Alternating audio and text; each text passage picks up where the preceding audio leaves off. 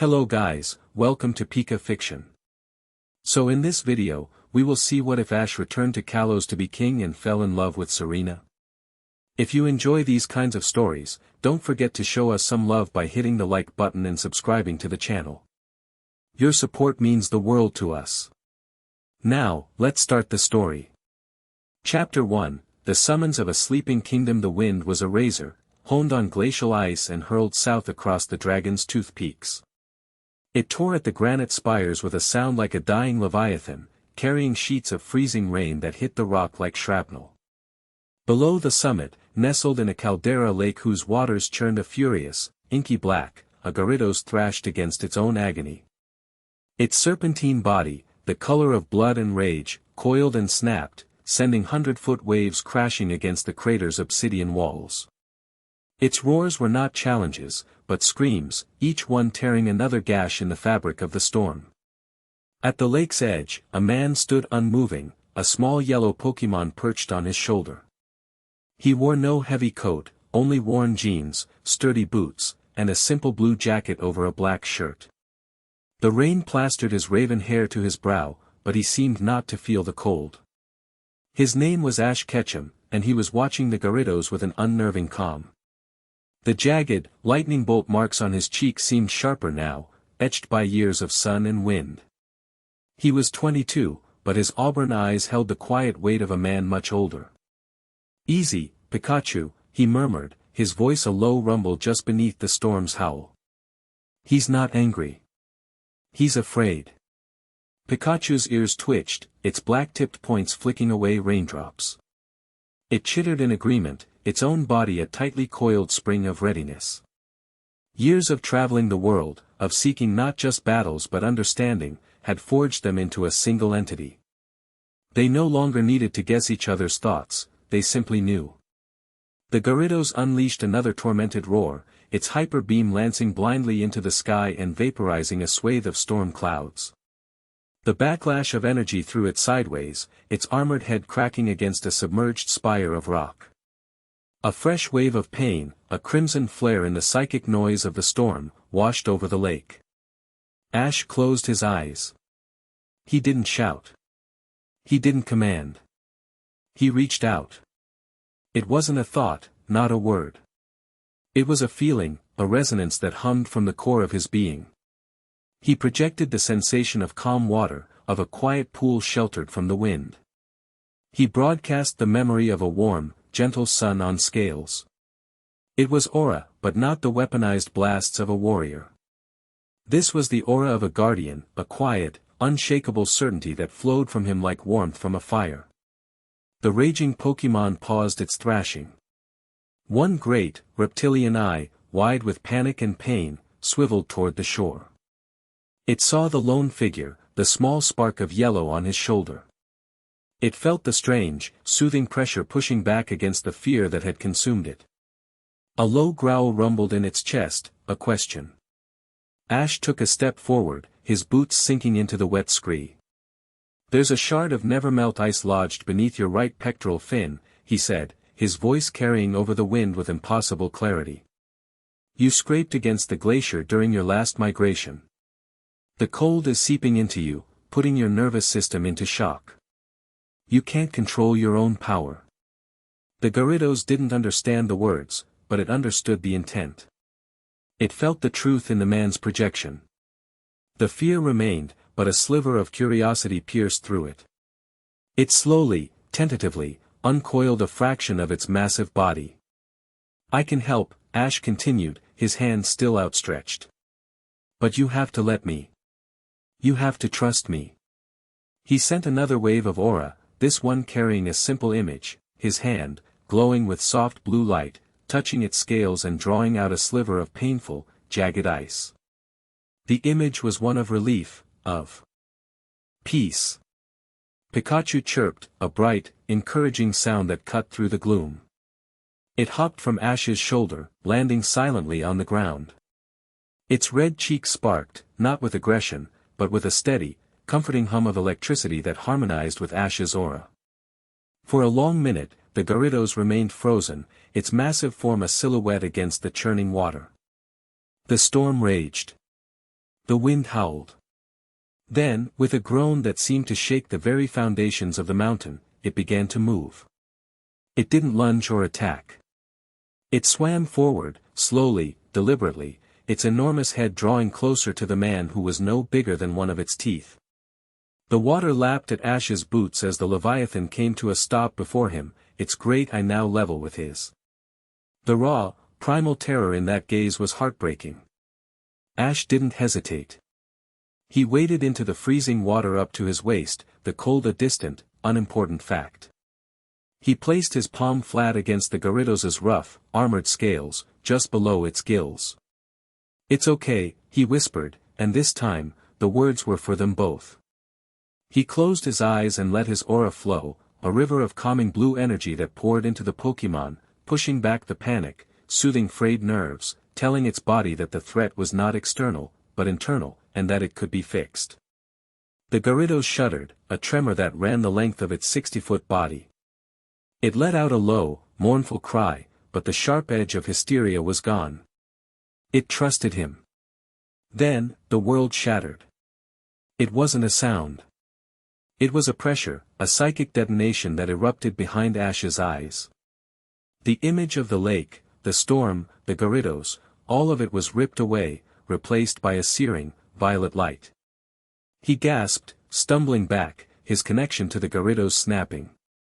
A woman's face, sculpted and severe, filled his vision.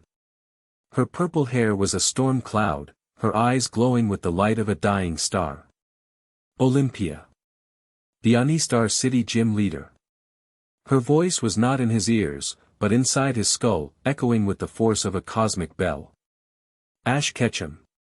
The balance breaks. Flickering, disjointed images flooded his mind.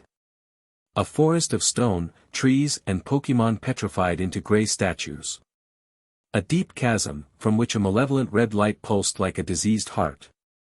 A green, geometric creature, Zygarde, fracturing into 1,000 pieces, its cry a silent scream of a world in agony. The face of a girl with honey blonde hair, her blue eyes wide with a fear he had never seen in them before. Serena. The throne lies empty. The covenant is fractured.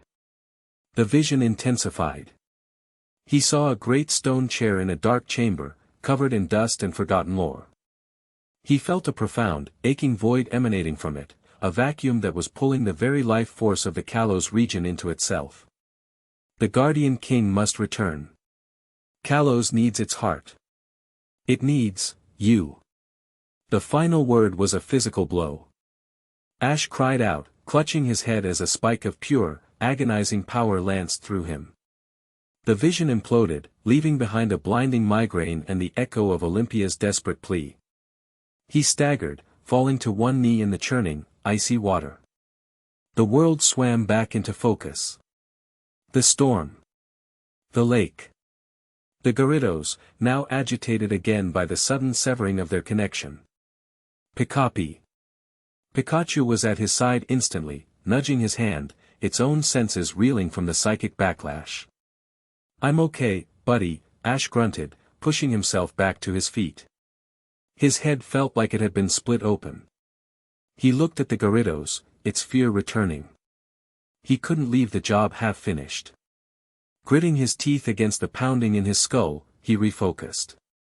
He shoved the vision, the warning, the impossible summons, into a corner of his mind and reached out again. "Sorry about that," he projected, his aura now laced with an apology. "Let's finish this." This time, the process was faster. The Gyarados, having felt his power once, submitted quickly. Ash channeled a fine, sharp edge of aura into his fingertips, a surgeon's blade of pure energy. He slid his hand under the massive fin, found the jagged, crystalline shard, and with a quick, decisive pulse of power, shattered it into harmless dust that dissolved into the Pokémon's bloodstream. The relief was instantaneous. The Gyarados went limp in the water, a massive sigh escaping its jaws. The tension that had held its body rigid for days finally released. It blinked slowly, its eye no longer filled with terror, but with a deep, profound gratitude. It nudged his chest gently with its snout, a gesture so delicate for a creature of such power that it almost sent him tumbling backward. Ash smiled, the expression tired but genuine. There you go. Just rest now. The storm will pass. The Garridos gave another low rumble, this one of gratitude, before sinking slowly beneath the dark water, its red form disappearing into the depths to heal. As Ash waded back to shore, the adrenaline faded, and the weight of the vision returned with crushing force. He slumped onto a wet rock, the freezing rain doing little to cool the fire in his head. Pikachu climbed onto his lap, looking up at him with worried eyes. The balance breaks, Ash repeated Olympia's words, his voice barely a whisper. He looked south, past the storm-racked peaks, in the direction of a home he hadn't seen in years. A throne, a king. He shook his head, the idea so absurd it was almost laughable. He was a trainer. A wanderer. His only crown was his old, worn-out hat.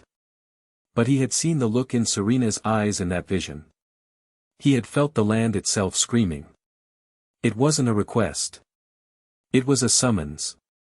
Looks like we're cutting this trip short, buddy, he said, scratching Pikachu behind the ears. The Pokémon responded with a determined, Pikachu.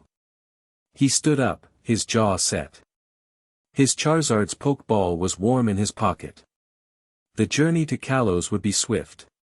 The real question was what he would find when he got there. Lumio City was wounded. It wasn't obvious at first glance. The iconic Prism Tower still speared the sky, cafes were still bustling with patrons, and the stylish citizens of Kalos still moved with their characteristic flair. But Ash felt at the moment his boots touched the pavement. It was a dissonance in the city's hum, a subtle tension in the air, like the moment before a string snaps. He saw it in the way people argued more openly on street corners, their voices sharp with a new, unfamiliar edge. He felt it from the city's Pokémon, the Furfrou seemed more skittish, the Skiddo more stubborn. A deep, foundational harmony was gone, replaced by a low-grade, persistent anxiety. He'd left his other Pokémon with Professor Oak before leaving, save for Pikachu. Traveling heavy felt wrong for a mission this uncertain. He kept his hat pulled low, his presence deliberately muted. For now, he was just another traveler passing through. His destination was the Prism Tower itself, where he knew he would find Clement. As he walked, he overheard snippets of conversation that began to paint a clearer picture. Another power outage in the western province. The Kalos power plant says it's stable, but my cousin says the Pokémon that work there are getting sick. These chrysalis pamphlets are everywhere. All this talk about separate destinies and unshackling potential. Sounds like trouble to me. Diantha is a great champion, but this is a political problem. The League can't just battle its way out of regional fragmentation. The words confirmed the feeling in his gut. This wasn't a simple disaster, a single villainous team to be toppled. This was a sickness in the soul of the region. He found the entrance to Clement's laboratory, a familiar side door on the tower that bypassed the public gym areas. He didn't need to knock. A camera swiveled, blinked a red light, and the door slid open with a pneumatic hiss. The lab was even more chaotic than he remembered. Blueprints were strewn across every available surface, interspersed with half-finished inventions, sparking wires, and at least 3 different coffee machines running simultaneously. In the center of it all was Clement, his glasses perched precariously on the end of his nose, his blonde hair standing up in more directions than seemed physically possible. He was soldering a complex circuit board with intense concentration. A small, yellow-furred Deden was zipped in his jumpsuit's pocket, fast asleep. Clement, Ash said, a small smile touching his lips. Clement yelped, jolting so hard that the soldering iron flew from his hand, bounced off a robotic arm, and landed in a beaker of water with a loud sizzle. Ash. By the Grand Inventor. When did you get here? Just now, Ash replied, stepping over a pile of gears. You look busy. Clement pushed his glasses up, his blue eyes wide with a mixture of shock and overwhelming relief. Busy doesn't even begin to cover it. The city's power grid is fluctuating unpredictably. There are strange energy signatures popping up all over the region that defy all known principles, and Bonnie, she's Ash. A smaller figure darted out from behind a massive server rack. Bonnie, no longer the little girl in a tyrant-run costume, was now a young teen, her blonde hair tied back in its signature side ponytail. But the boundless, effervescent energy that had defined her was gone. Her eyes were shadowed, her expression drawn and worried. She threw her arms around Ash's waist in a tight hug. "You came. I knew you would." Ash returned the hug, a knot of concern tightening in his chest. "Of course I came. What's going on, Bonnie?" She pulled back, her gaze distant. "It's squishy," she said, her voice small. "He's hurting. All the time. It feels like the land is getting sick. Like it's screaming, but no one can hear it." Squishy. The Zygarde core she had cared for, the being that was a part of the very immune system of the planet. If it was in pain, the region was in serious danger. Olympia's vision hadn't been an exaggeration. Clement took over, his voice grave. It started subtly after the Teen Flare crisis.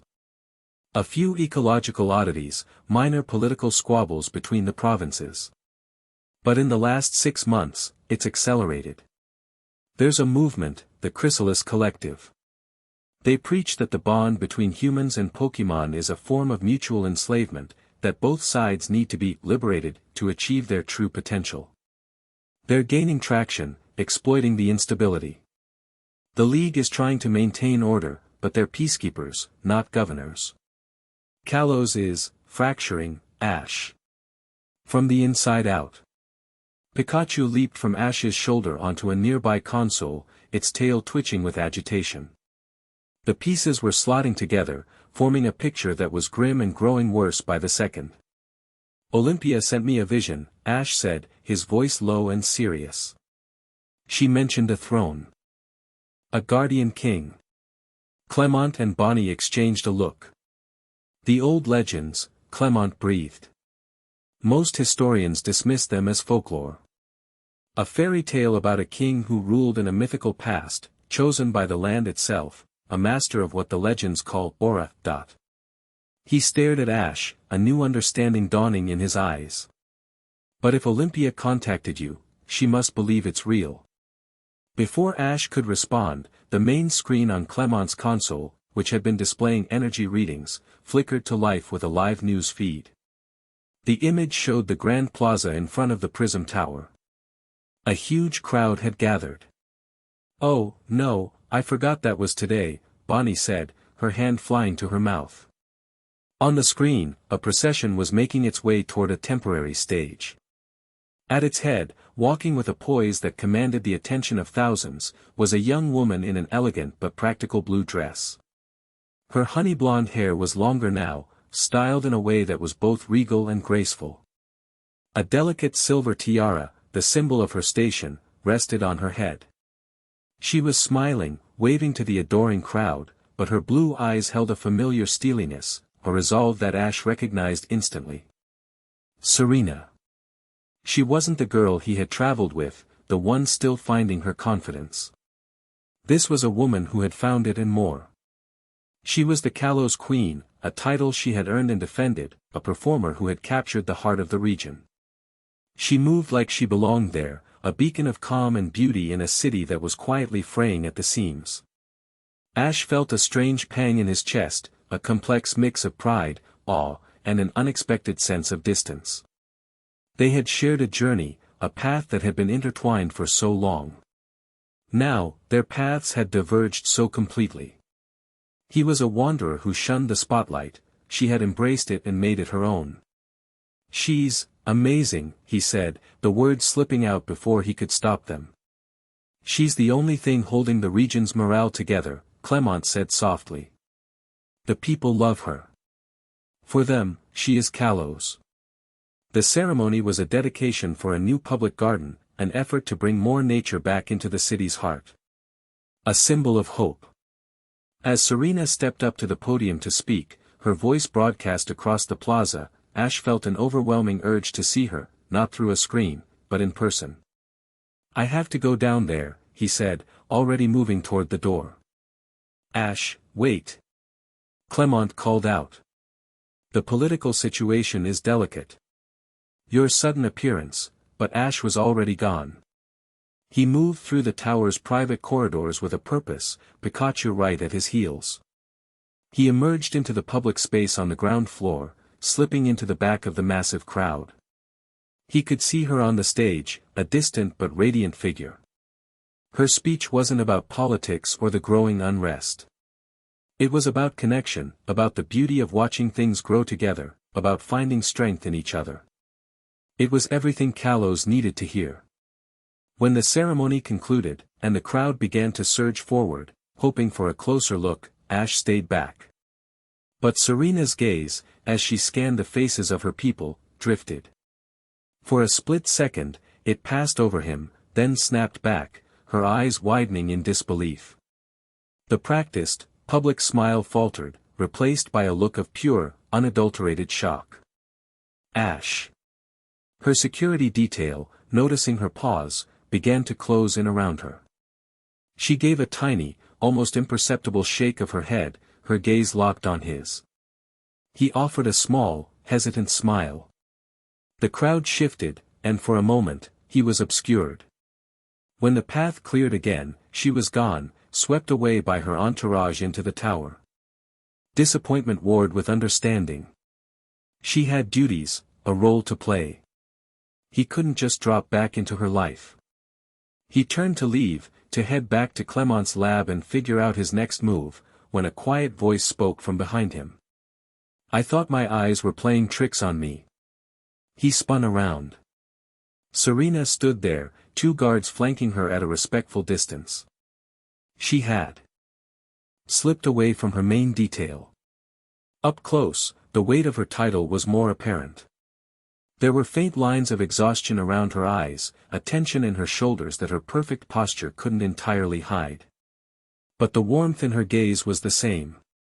"Serena," he said, his voice suddenly feeling thick.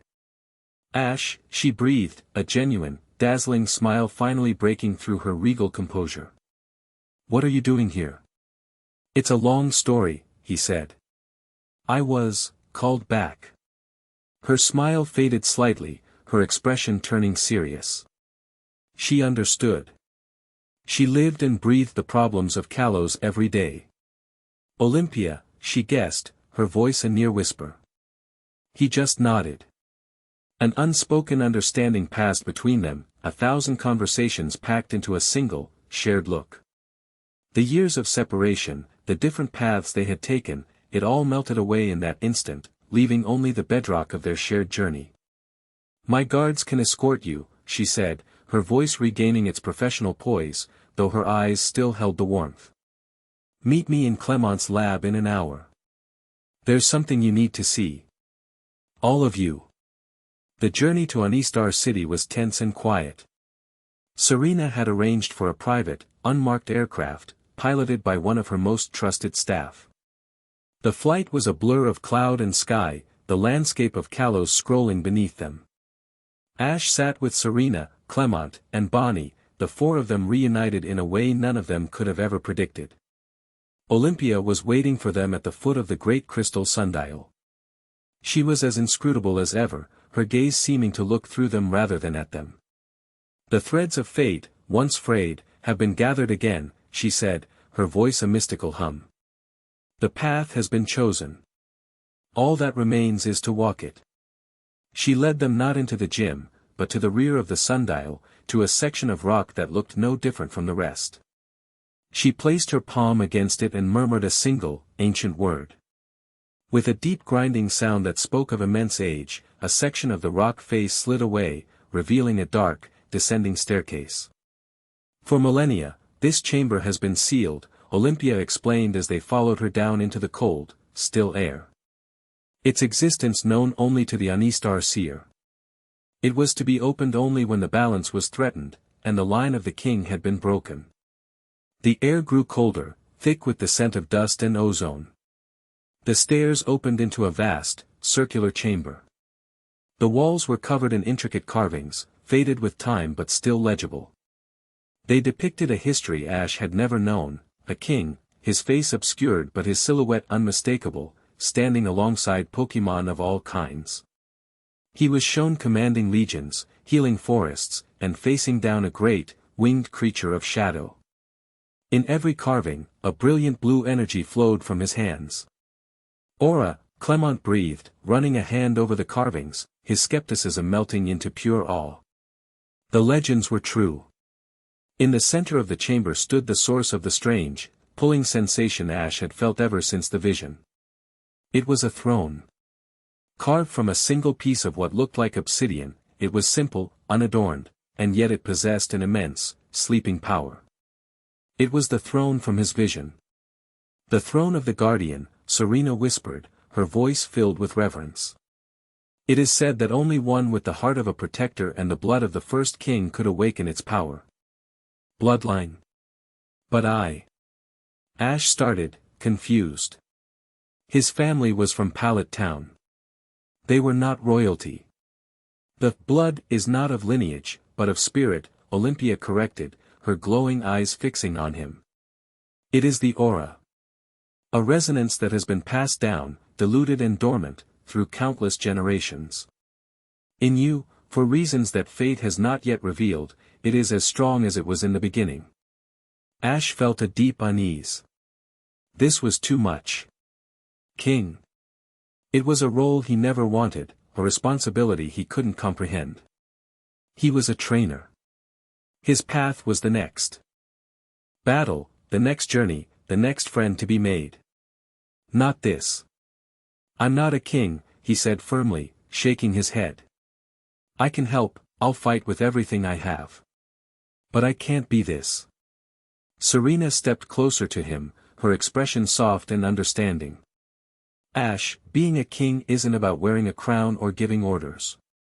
The legends say the Guardian King was the one who connected the hearts of people and Pokémon. The one who fought not for glory, but for them. Who does that sound like? Her words hit him harder than any attack. He looked at her, at the unwavering faith in her eyes, and felt his own certainty begin to waver. He took a hesitant step toward the throne. The air crackled. The dormant power within the stone began to stir, like a slumbering dragon sensing the presence of its rider. The pull on his aura intensified, a magnetic draw that was both frightening and felt right. It felt like coming home. He reached out his hand, stopping just inches from the cold, dark stone. And as his fingers brushed the surface, the chamber exploded with light. A column of brilliant, pure blue aura erupted from the throne, bathing the ancient room in its ethereal glow. It wasn't violent or destructive. It was a declaration. The carvings on the walls pulsed with the same light, the forgotten history of Kalos blazing back to life. Ash felt the power surge through him, a circuit being completed after 1,000 years of silence. It resonated in his bones, in his very soul. The throne had chosen him. He was the heir. Bonnie gasped, her eyes wide. Clement shielded his face, a stunned grin on his lips. Serena simply stared, her heart pounding, watching the boy she knew become something more. The light held for a moment, a silent, awesome coronation, before it began to recede, drawing back into the throne. As it faded, the silence of the chamber was shattered by a new sound. The sound of splintering rock. From the shadows near the staircase, half a dozen figures emerged. They were clad in black, their faces hidden by white, emotionless masks designed to look like a pupa stage of an insect. In their hands, they carried strange, high-tech batons that crackled with a sickly, violet energy. The Chrysalis Collective, Clement hissed. Destroy the throne, one of the agents barked, his voice distorted by his mask. Sever the old bond. The age of the king is over. They lunged forward. Clement moved to shield Bonnie. Serena's hand flew to the poke ball at her hip. But they were too slow. Ash, however, was not. The moment the first agent moved, Ash was a blur of motion. The disorientation from the throne's activation was gone, replaced by a crystalline, hyper-focused clarity. He didn't think, he acted. An agent swung his crackling baton at Ash's head. Ash didn't dodge. He flowed around the attack, his hand shooting out to grip the man's wrist. He used the agent's own momentum, redirecting the blow into the stone wall beside them. With a precise jab of his fingers to a pressure point in the man's arm, he forced the agent to release the weapon. The whole sequence took less than a second. Pikachu. Ash's voice was calm, a sharp command in the chaos. Pikachu. Pikachu was a yellow streak. It didn't use a massive thunderbolt. It launched a series of impossibly fast quick attacks, ricocheting off the chamber walls like a living bullet. It wasn't about damage, it was about disruption. One agent was sent tumbling as Pikachu slammed into his legs. Another cried out as the Pokémon zipped past, slapping his weapon from his hand with an iron tail. Two more agents came at Ash from either side. He felt them coming before he saw them, their intent a clumsy, angry spike in his aura. He dropped low, sweeping a leg out and taking one agent down. As the other stumbled over his fallen comrade, Ash rose, caught the man's arm, and with a fluid twist, sent him spinning into a third agent who was trying to flank him. It was a dance of breathtaking efficiency. He moved with a grace that was both beautiful and terrifyingly dominant. He wasn't just fighting them, he was dismantling them, his every move precise, controlled, and utterly decisive. This wasn't the brawling, headstrong Ash of their journey. This was a master, his body and his senses honed to a razor's edge. The final agent, seeing his comrades neutralized in seconds, let out a desperate yell and hurled his baton at the throne. Ash's eyes flashed. He thrust his hand forward, palm open. No. A shimmering shield of blue aura materialized in the air, catching the weapon and stopping it dead a foot from the throne. The baton's violet energy sizzled and died as the pure aura overwhelmed it. It clattered harmlessly to the floor. Silence descended upon the chamber once more. 6 masked agents lay on the ground, groaning and disarmed, but otherwise unharmed. Clement, Bonnie, and Serena stood frozen, their minds struggling to process what they had just witnessed. They knew Ash was strong. They hadn't known he was this. Pikachu hopped back onto Ash's shoulder, nuzzling his cheek, its part in the seamless display of power complete. Ash paid no attention to the defeated agents. His gaze was fixed on the throne. It was no longer glowing, but he could still feel it, a steady, patient thrum of power that was now inextricably linked to his own life force. The carvings on the wall were dark and silent again, their story told. The choice was gone. The path Olympia spoke of was laid out before him. It wasn't a path he had asked for, and it led to a destination he did not want. But the land had spoken. The enemy had shown its face. And the fear he had seen in Serena's eyes in his vision was something he would not, could not, allow to become reality. He stood before the ancient seat of power, the weight of a sleeping kingdom settling on his shoulders. It was not the glorious weight of a prize won, but the crushing, inescapable burden of a destiny he could no longer outrun. Chapter 2, The Crown and the Contender. The echo of the fallen baton clattering on the stone floor was deafening in the sudden silence. 6 men in white masks lay scattered around the chamber, groaning, disarmed, and utterly defeated. The fight had lasted less than 30 seconds. Clement stared, his mind, usually a whirlwind of scientific calculation, struggling to compute the variables he had just witnessed. He'd seen Ash battle hundreds of times. He'd seen him pull off impossible victories through sheer grit and an unbreakable spirit. This was different. This wasn't grit. It was mastery. There was an economy of motion, a terrifying prescience to his movements. He hadn't reacted to his attackers, he had moved before they committed, intercepting their intent as much as their actions. Serena's heart was a frantic drum against her ribs. The image of Ash, a blur of controlled power, was seared into her mind. The boy she had known, who often won by the skin of his teeth, was gone. In his place stood a man who commanded the very space around him. When he had raised his hand and conjured that shield of pure blue light, it wasn't just a Pokemon move he was mimicking.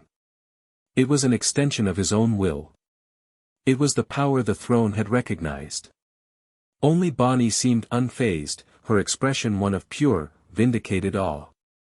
"Wow," she breathed, her voice echoing slightly. "You really are like a superhero." Ash ignored them all. His attention was focused on the defeated Chrysalis agents. He walked over to the one who had given the order, his footsteps unnervingly quiet. He knelt, not with menace, but with a clinical curiosity. He reached out and removed the man's mask. The face underneath was unremarkable, a young man, barely older than himself, with frightened eyes and a fanatic's zeal now curdled into disbelief. "Who sent you?" Ash's voice was low, devoid of anger. It was the calm that was so unsettling. The agent spat on the floor near Ash's boot. "You are a relic. A disease. The bond is a cage, and our ascendant will shatter it. He will liberate us all from the tyranny of your sentiment." "The ascendant?" Serena repeated the title, filing it away. "A name for their enemy." Ash's expression didn't change. He simply stood up. "Clement. Get one of their batons. I want to know what that energy is. Olympia, can you have the local authorities take them? I want them questioned, but I don't want them hurt. They're just soldiers. The one we need is the one they call the Ascendant." It wasn't a request. It was a calm, clear delegation of tasks. In the space of a breath, he had assessed the situation, secured the intelligence asset, ensured the prisoners were handled humanely, and identified the true target. Clement, jolted from his stupor, scrambled to retrieve one of the discarded weapons, his inventor's curiosity overriding his shock. Olympia gave a slow, solemn nod, her glowing eyes seeming to approve of his judgment. He was already behaving like a king, even as he would deny the title. As Olympia's gym aides, appearing silently from the shadows, began to secure the agents, Ash finally turned back to the throne. He ran a hand over its smooth, cold surface, the thrum of its power a constant, undeniable presence in his mind. He felt like a stranger in his own skin. "Let's go back to Lumios," he said, his voice strained. "We need to figure out what happens next." The trip back was a stark contrast to the quiet tension of the journey out.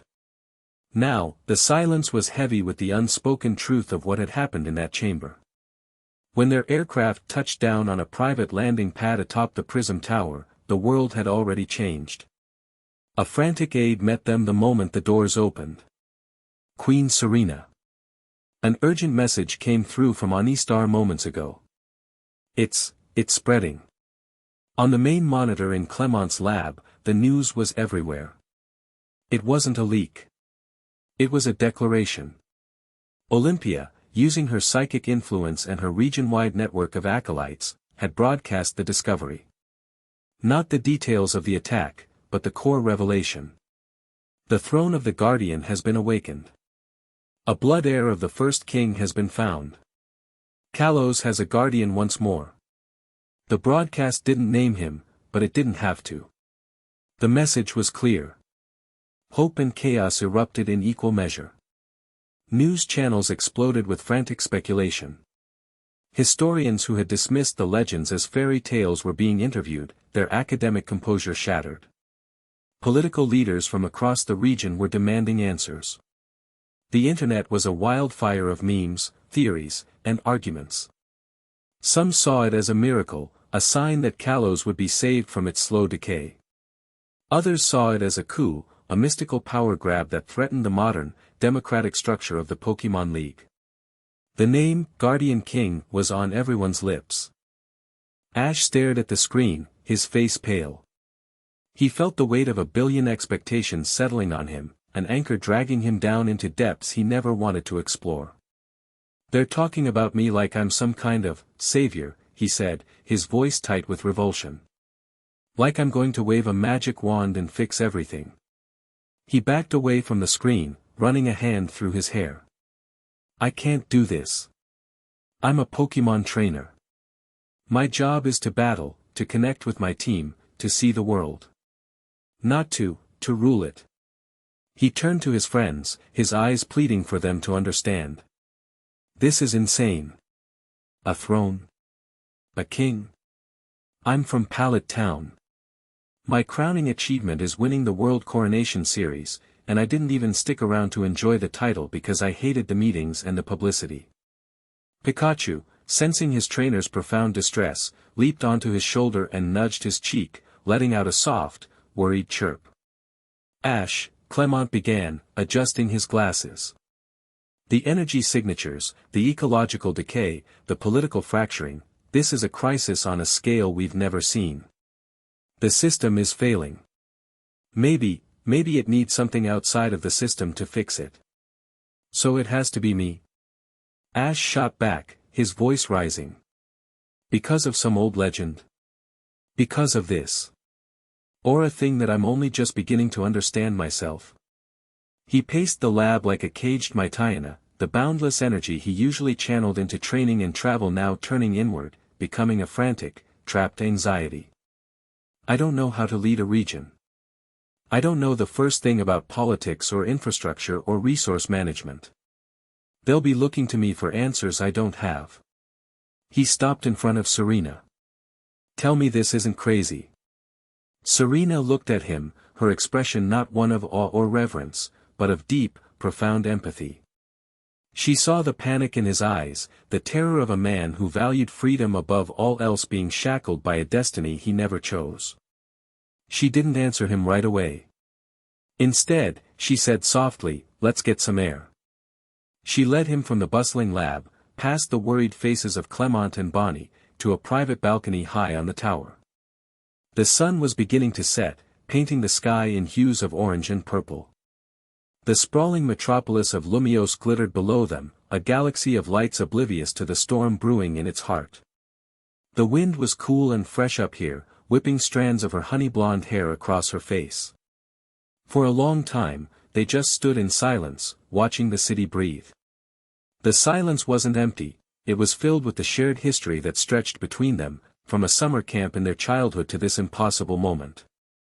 Finally, Serena spoke, her voice calm and steady. "You're right," she said. Ash turned to look at her, surprised. "I am." "Yes," she affirmed, turning to face him. Her blue eyes were clear and direct. "You're right. You can't be a king. It would be a disaster." A wave of relief washed over him. "Thank you.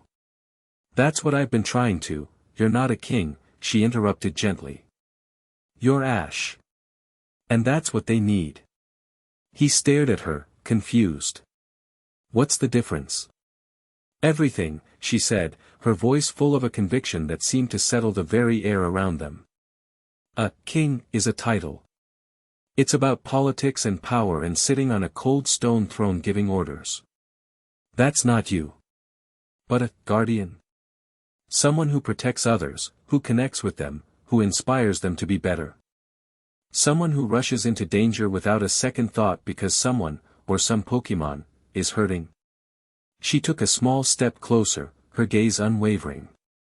"When Team Rocket attacks, who's the first one to stand in their way?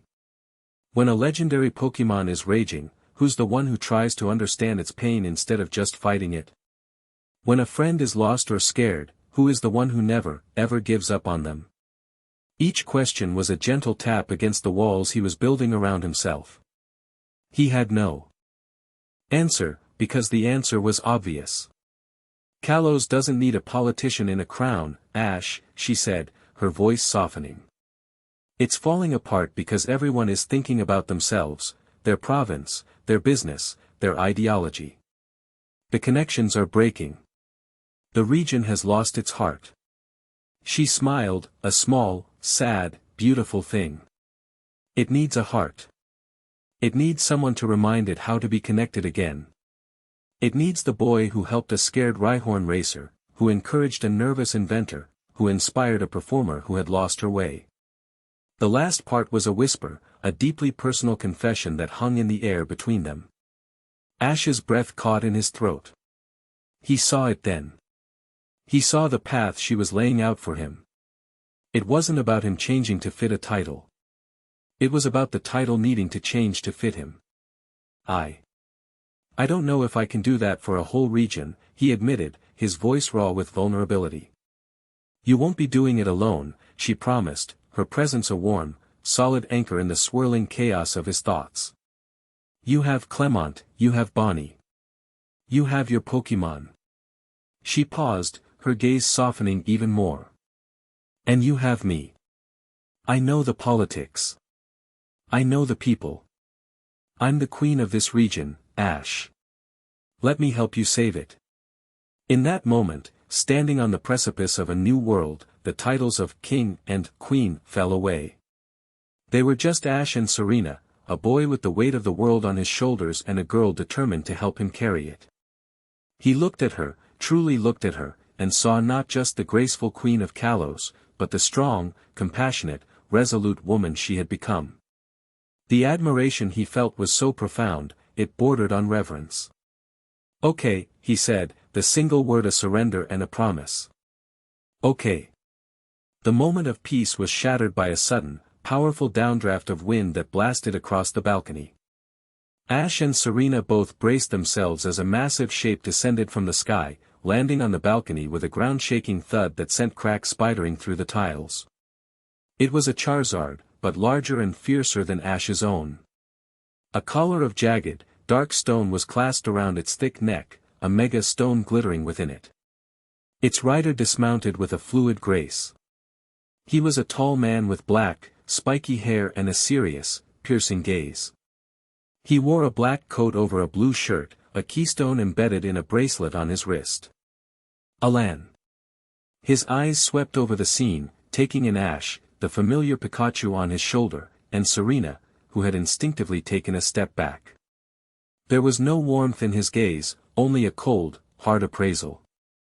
Ketchum, Alan's voice was a low growl. I heard a ridiculous rumor that you were back in Kalos, claiming to be some kind of long-lost king. Ash straightened up, the brief moment of vulnerability gone, replaced by a quiet, solid presence. Alan. It's been a while. Not long enough, apparently, Alan retorted, his gaze sharp and accusatory. Kalos is on a knife's edge. We're dealing with factions trying to tear the region apart, and the champion is doing everything she can to hold it together. The last thing we need is a folk tale come to life, stirring up false hope and creating even more division. It's not false hope, Serena said, stepping forward, her queenly authority returning like a mantle. Alan, something is happening to the region, something you can't solve with a Pokémon battle. The throne is real. Alan scoffed, a harsh, dismissive sound. The throne is a symbol. Power lies with strength, with order. The League and the champion represent that order.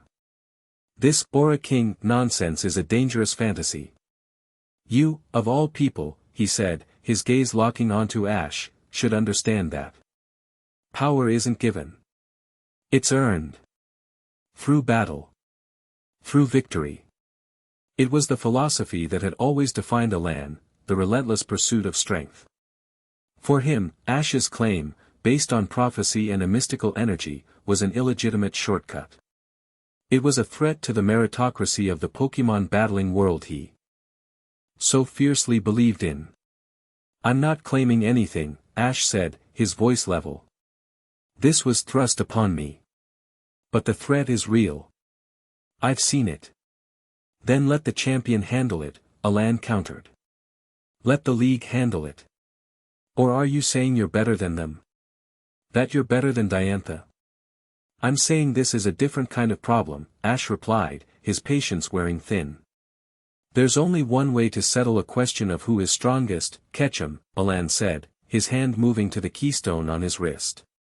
And it's the only way to prove who has the right to lead. I challenge you. A full 6-on-6 battle. Here. Now. If you win, you'll have proven your strength, and I'll consider the possibility that there's more to this than superstition. But if I win, you will renounce this absurd claim, leave Kalos, and let the proper authorities handle this crisis. He was issuing an ultimatum, leveraging his own reputation as a powerhouse trainer to force Ash's hand. It was a public challenge, delivered on the balcony of Kalos's most iconic landmark. Refusing would be seen as cowardice, undermining the very authority he was supposed to embody. Accepting was a massive gamble. Serena looked at Ash, her eyes wide with concern. But Ash's expression was calm. A slow smile, the first genuine, battle-ready smile he'd had all day, touched his lips. Alan was wrong. This wasn't about who had the right to lead. But a battle he understood. This was a language he spoke fluently. The public plaza below, Ash said, his voice ringing with a new confidence. Let the people of Lumiose see for themselves. He looked past Alan, his gaze seeming to pierce through time and space. And Alan? I'm not fighting for a crown. I'm fighting to show you that there's a strength you still don't understand. The news of the challenge spread through Lumiose City faster than a bolt of lightning. What began as a rumor became a certainty within minutes. Alan, the titan of the Lumiose Conference, versus Ash Ketchum, the wandering world champion and now, the so-called Guardian King. It was a clash of legends, a battle for the soul of Kalos. A massive crowd gathered in the plaza, held back by a hastily erected ring of police barricades. The battle would take place in the open space where Serena had given her speech just hours earlier. Prism Tower loomed over them, a silent witness. Serena, Clement, and Bonnie watched from the same balcony where the challenge had been issued, their hearts in their throats. Down below, Ash and Alan faced each other across the makeshift battlefield. The air crackled with anticipation. 6 Pokémon. Standard rules. Let's get this over with, Alan said, his expression grim. He enlarged a Pokeball, his intent clear. Ash just nodded, his gaze focused. Tyranitar, let's go. Alan roared, throwing the ball. The massive armor Pokémon materialized with a ground-shaking thud, letting out a deafening roar that kicked up a swirl of dust. Sand Stream activated instantly, a fierce sandstorm whipping across the plaza. The crowd gasped. Starting with a weather inducer was an aggressive power play. Ash was unfazed. A battle of power for your first move. I should have known.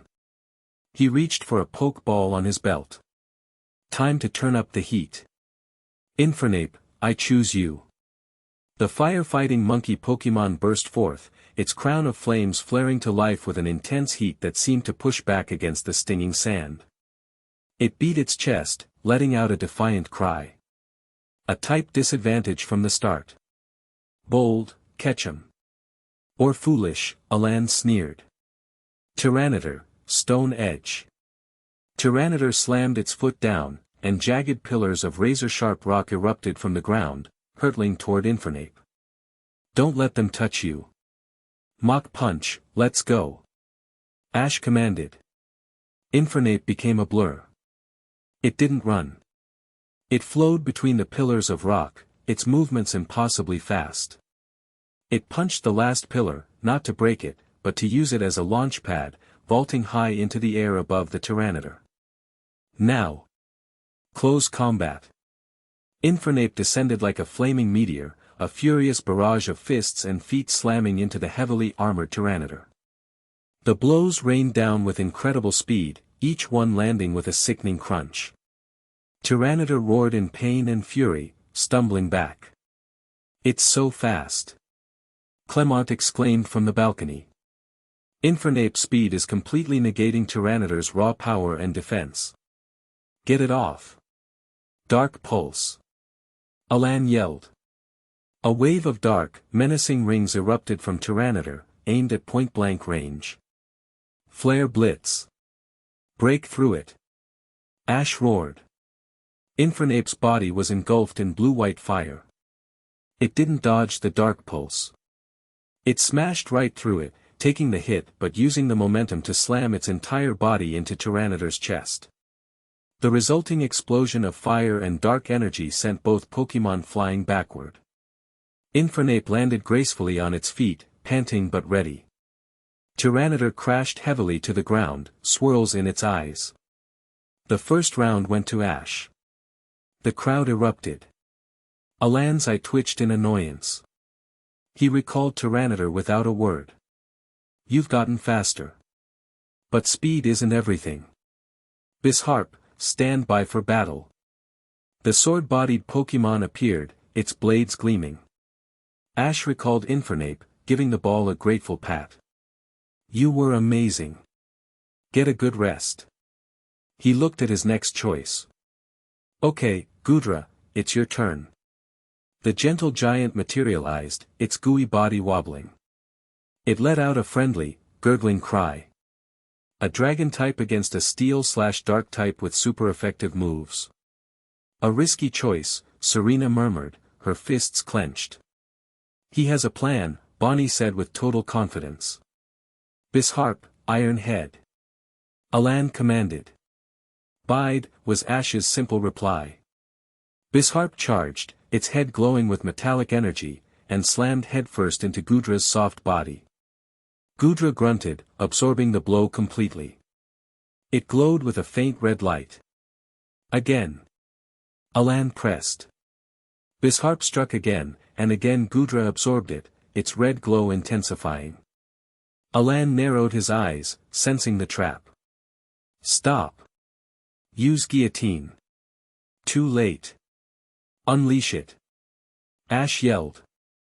Goodra's mouth opened, and it released the stored energy in a massive, incandescent beam of white light that blasted Bisharp off its feet, sending it skidding across the plaza and knocking it out cold. 2-0. Ash was systematically dismantling Alan's team with strategy, not just power. Alan's frustration was palpable. He dispatched his Weevil and Unpheasant in quick succession, managing to knock out Ash's Goodra and a newly called Sceptile in a furious exchange, but not before they inflicted heavy damage. The score was now 2-all, but Alan's Pokémon were tired, while Ash still had 4 fresh fighters waiting. Enough games. Alan snarled, recalling his exhausted Weevil. Metagross, it's on you. The psychic supercomputer Pokémon hovered onto the field, its metallic body gleaming. Its cold, red eye fixed on Ash. Ash smiled. Okay, buddy. Your turn. Pikachu leaped from Ash's shoulder, landing on the battlefield with a determined Pika. You're pitting that mouse against my Metagross? Alan asked, insulted. Meteor Mash. Metagross tucked in its arms and rocketed forward, wreathed in cosmic energy. Pikachu, quick attack, let's go. Ash called. Pikachu became a yellow blur, easily dodging the charging Metagross. Now, circle around it and use Iron Tail. Pikachu leaped onto Metagross's back, its tail glowing like polished steel, and began striking its armored plates with a rapid series of blows. They did little damage, but the clanging sound was disorienting. Get it off. Psychic. Alan commanded. A blue glow enveloped Pikachu, lifting it into the air. Pika, it cried out, struggling. Now, finish it with Giga Impact. Metagross charged, its body glowing with immense power, aiming for the helpless Pikachu. Pikachu, spin and use Thunderbolt on yourself. Ash yelled. It was a bizarre command. The crowd murmured in confusion. But Pikachu trusted him. It unleashed its own powerful electricity, enveloping itself in a cocoon of crackling yellow energy. The psychic hold flickered and broke. Freed from the telekinetic grip, Pikachu fell.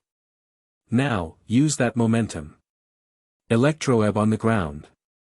As it fell, Pikachu fired a net of electricity at the ground directly in Metagross's path. The massive Pokémon, locked into its Giga Impact, couldn't stop. It smashed into the Electroweb, the sticky, charged energy clinging to it, slowing it down and dealing a jolt of damage. Metagross roared in frustration, trapped for a fatal second. It's over. Volt tackle. Ash roared, punching the air. Pikachu, cloaked in a blinding aura of electricity, slammed into the ensnared Metagross like a living thunderbolt. The explosion was immense, a blinding flash of light and sound.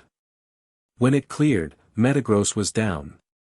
Pikachu stood over it, panting heavily, sparks flying from its cheeks.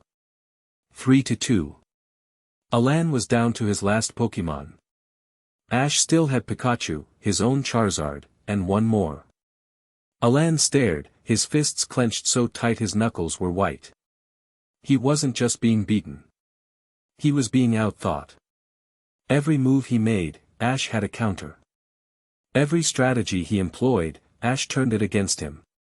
This wasn't the headstrong brawler he remembered from the Lumiose conference. This was a grandmaster at work. He closed his eyes, took a deep breath, and a grim calm settled over him. "I see," he said softly. "You have indeed grown." He pulled out his final Pokeball. "But this is where it ends." He threw the ball. "Charizard, to me." His mighty Charizard appeared, its roar a challenge that shook the buildings. Ash recalled the exhausted Pikachu. "You were incredible, buddy. Take a break." He looked at his own Charizard's Pokeball, then at his last one.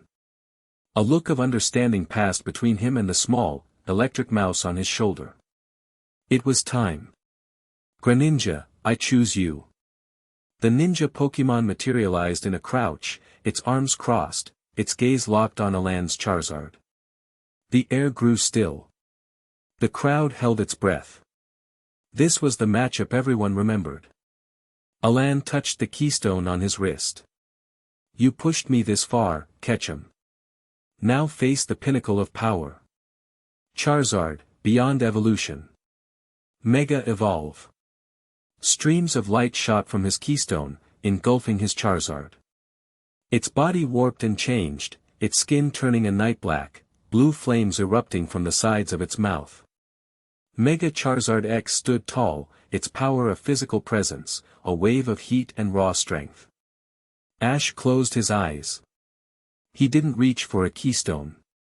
He reached inward, to the thrumming, newly awakened wellspring of aura within him. He reached for the bond he shared with the Pokémon before him, a bond forged in countless battles, tempered in victory and defeat. "Greninja," he said, his voice quiet but resonant. "We need more power. Let's go."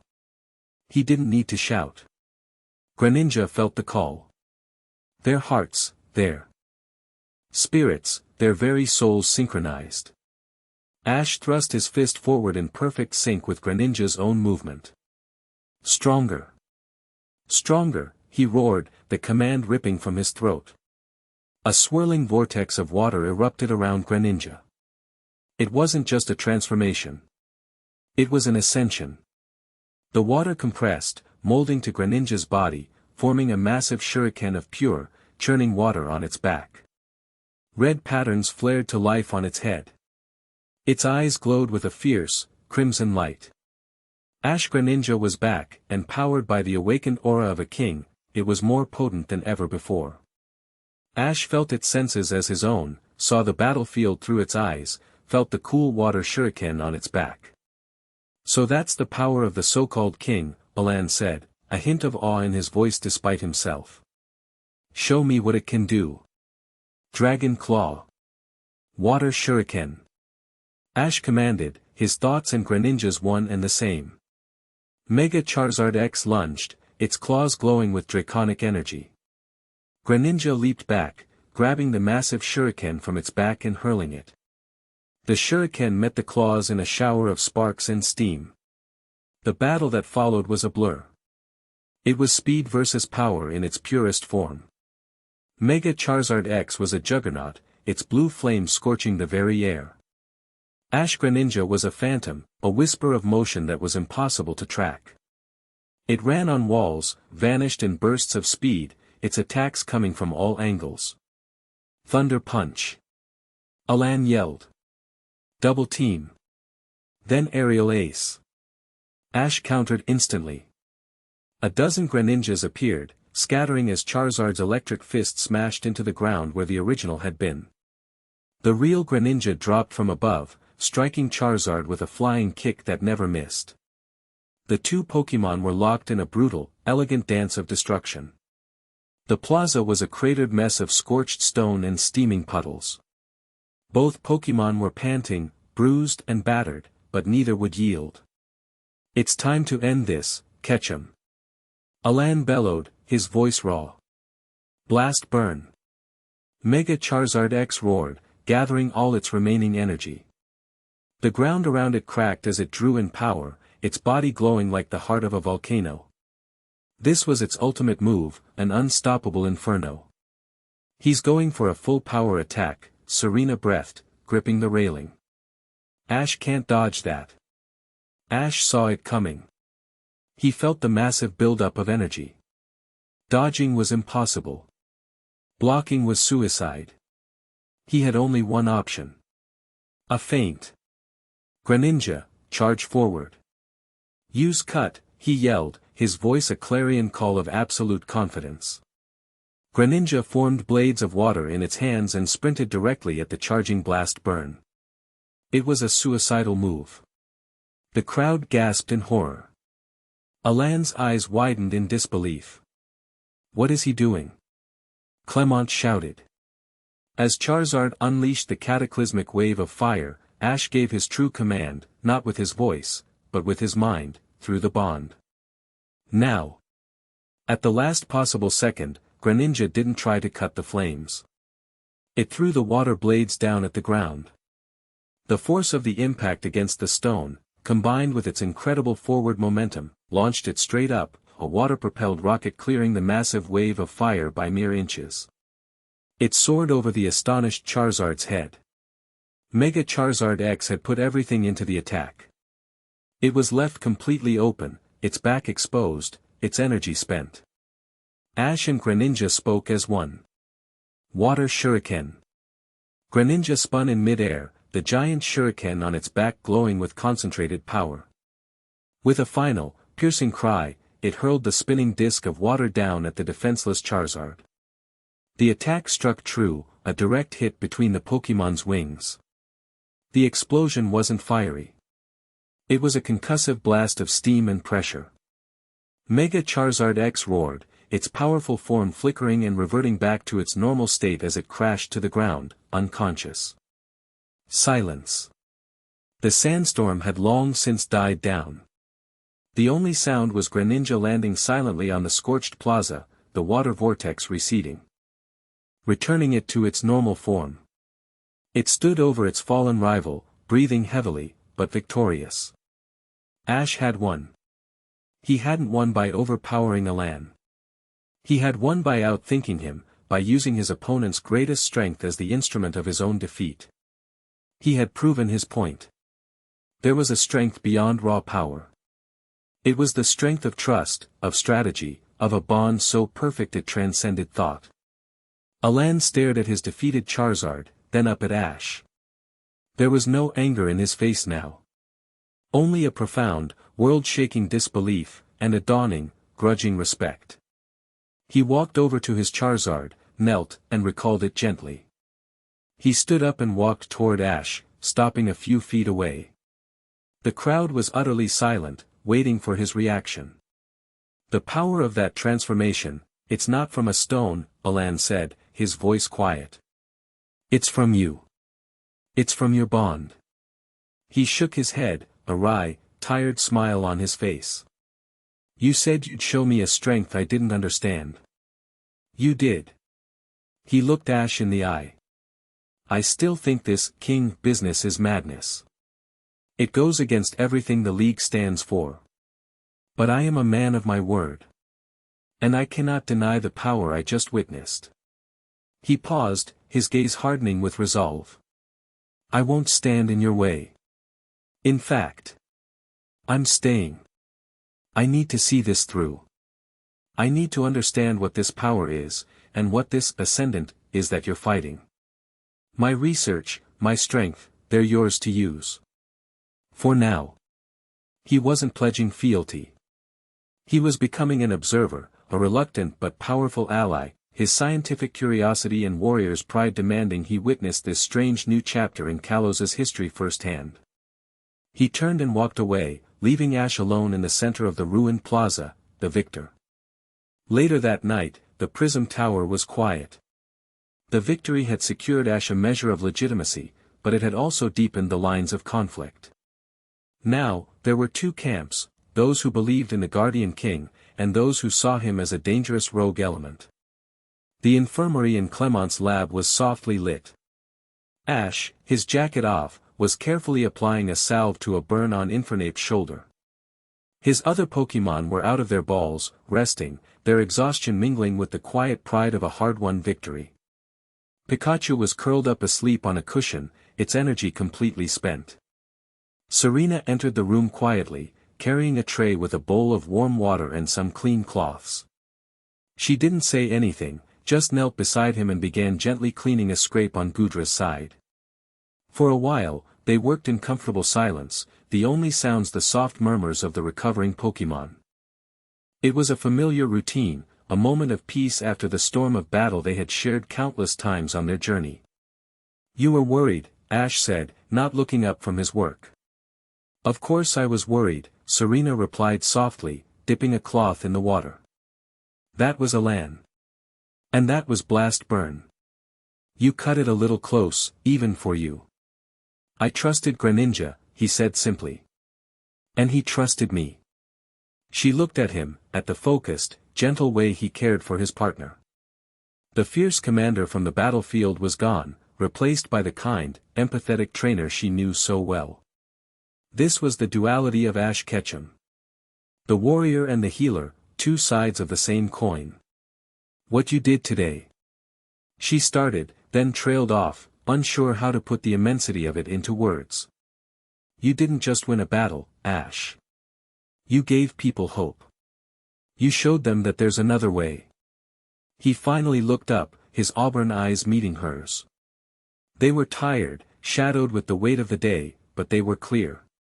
"You're the one who showed me the way," he said, his voice sincere. "On the balcony. I was ready to run. You're the one who made me stay." Her heart gave a small flutter. "I just reminded you of who you are." He smiled, a small, weary smile. "That's more than enough." The space between them felt charged, filled with unspoken words and feelings that had been simmering for years. The memory of their goodbye at the airport, her bold kiss, his stunned silence, it all felt like a lifetime ago, a scene from a different story. They were different people now, but the connection, that undeniable pull, was stronger than ever. The moment was broken by Clement bursting into the room, his glasses askew, holding up the Chrysalis agent's baton. "I've got it," he exclaimed, his voice buzzing with a mixture of horror and scientific excitement. "I've analyzed the energy signature from this weapon. It's incredible. It's not just a negative energy, it's an inversion. A perversion." He projected an image onto the nearest wall. On one side was a glowing, golden waveform labeled Mega Evolution Energy, and a similar, blue one labeled Aura. They were complex but harmonious. On the other side was a waveform from the baton. It was a jagged, chaotic mess of violet and black, spasming violently. It looked like a sickness. Mega Evolution, Aura, Z moves, they're all based on the bond between a human and a Pokémon, a positive feedback loop that generates immense power, Clement explained, pointing frantically. This does the opposite. It seems to feed on the bond, corrupt it, and turn it into this toxic, destructive energy. It's an anti-bond. An inverted energy. To create it, you'd have to actively despise the connection between humans and Pokémon. You'd have to want to tear it apart. Ash and Serena looked at the corrupted waveform, then at each other. The agent's words echoed in their minds. "The bond is a cage. Our ascendant will shatter it." This wasn't just a war for territory. It was a war on the fundamental principle that had defined their entire lives. Miles away, in a laboratory that was the antithesis of Clement's cluttered workshop, a lone figure watched the final moments of the battle on a holographic screen. The room was sterile, white, and silent, more like a morgue than a research facility. Wires ran in perfect, 90-degree angles. There was not a single speck of dust. The man, Malachi, watched Ash Greninja hurl the final water shuriken. He didn't flinch at the explosion. He didn't scowl at Alan's defeat. His expression was one of cold, academic disappointment. Predictable, he murmured to the empty room. He waved a hand, and the hologram froze on the image of Ash and Greninja, their movements perfectly synchronized, their power flaring as one. "See how they lean on each other," he said, his voice soft and laced with a chilling pity. "The boy cannot access his full power without the creature. The creature cannot achieve that form without the boy. They call it a bond. I call it a crutch." He looked at the image of Ash, a flicker of something that might have been hatred in his calm, gray eyes. He feels the creature's pain. He channels its senses. That emotional contagion, that sentimental flaw, it is the very weakness I intend to purge from this world. He turned away from the screen, his gaze falling on a large, cylindrical chamber in the center of his lab. Inside, a dark, viscous energy, the same violet and black from Clement's analysis, swirled like a trapped storm. It was a sample he had managed to extract from Yveltal's cocoon during a previous, clandestine expedition. It was raw, chaotic, and utterly destructive. "Let the Guardian King have his sentimental victory," Malachi whispered, placing a hand on the cool glass of the containment chamber. "Let him rally the people with his fairy tales of bonds and friendship.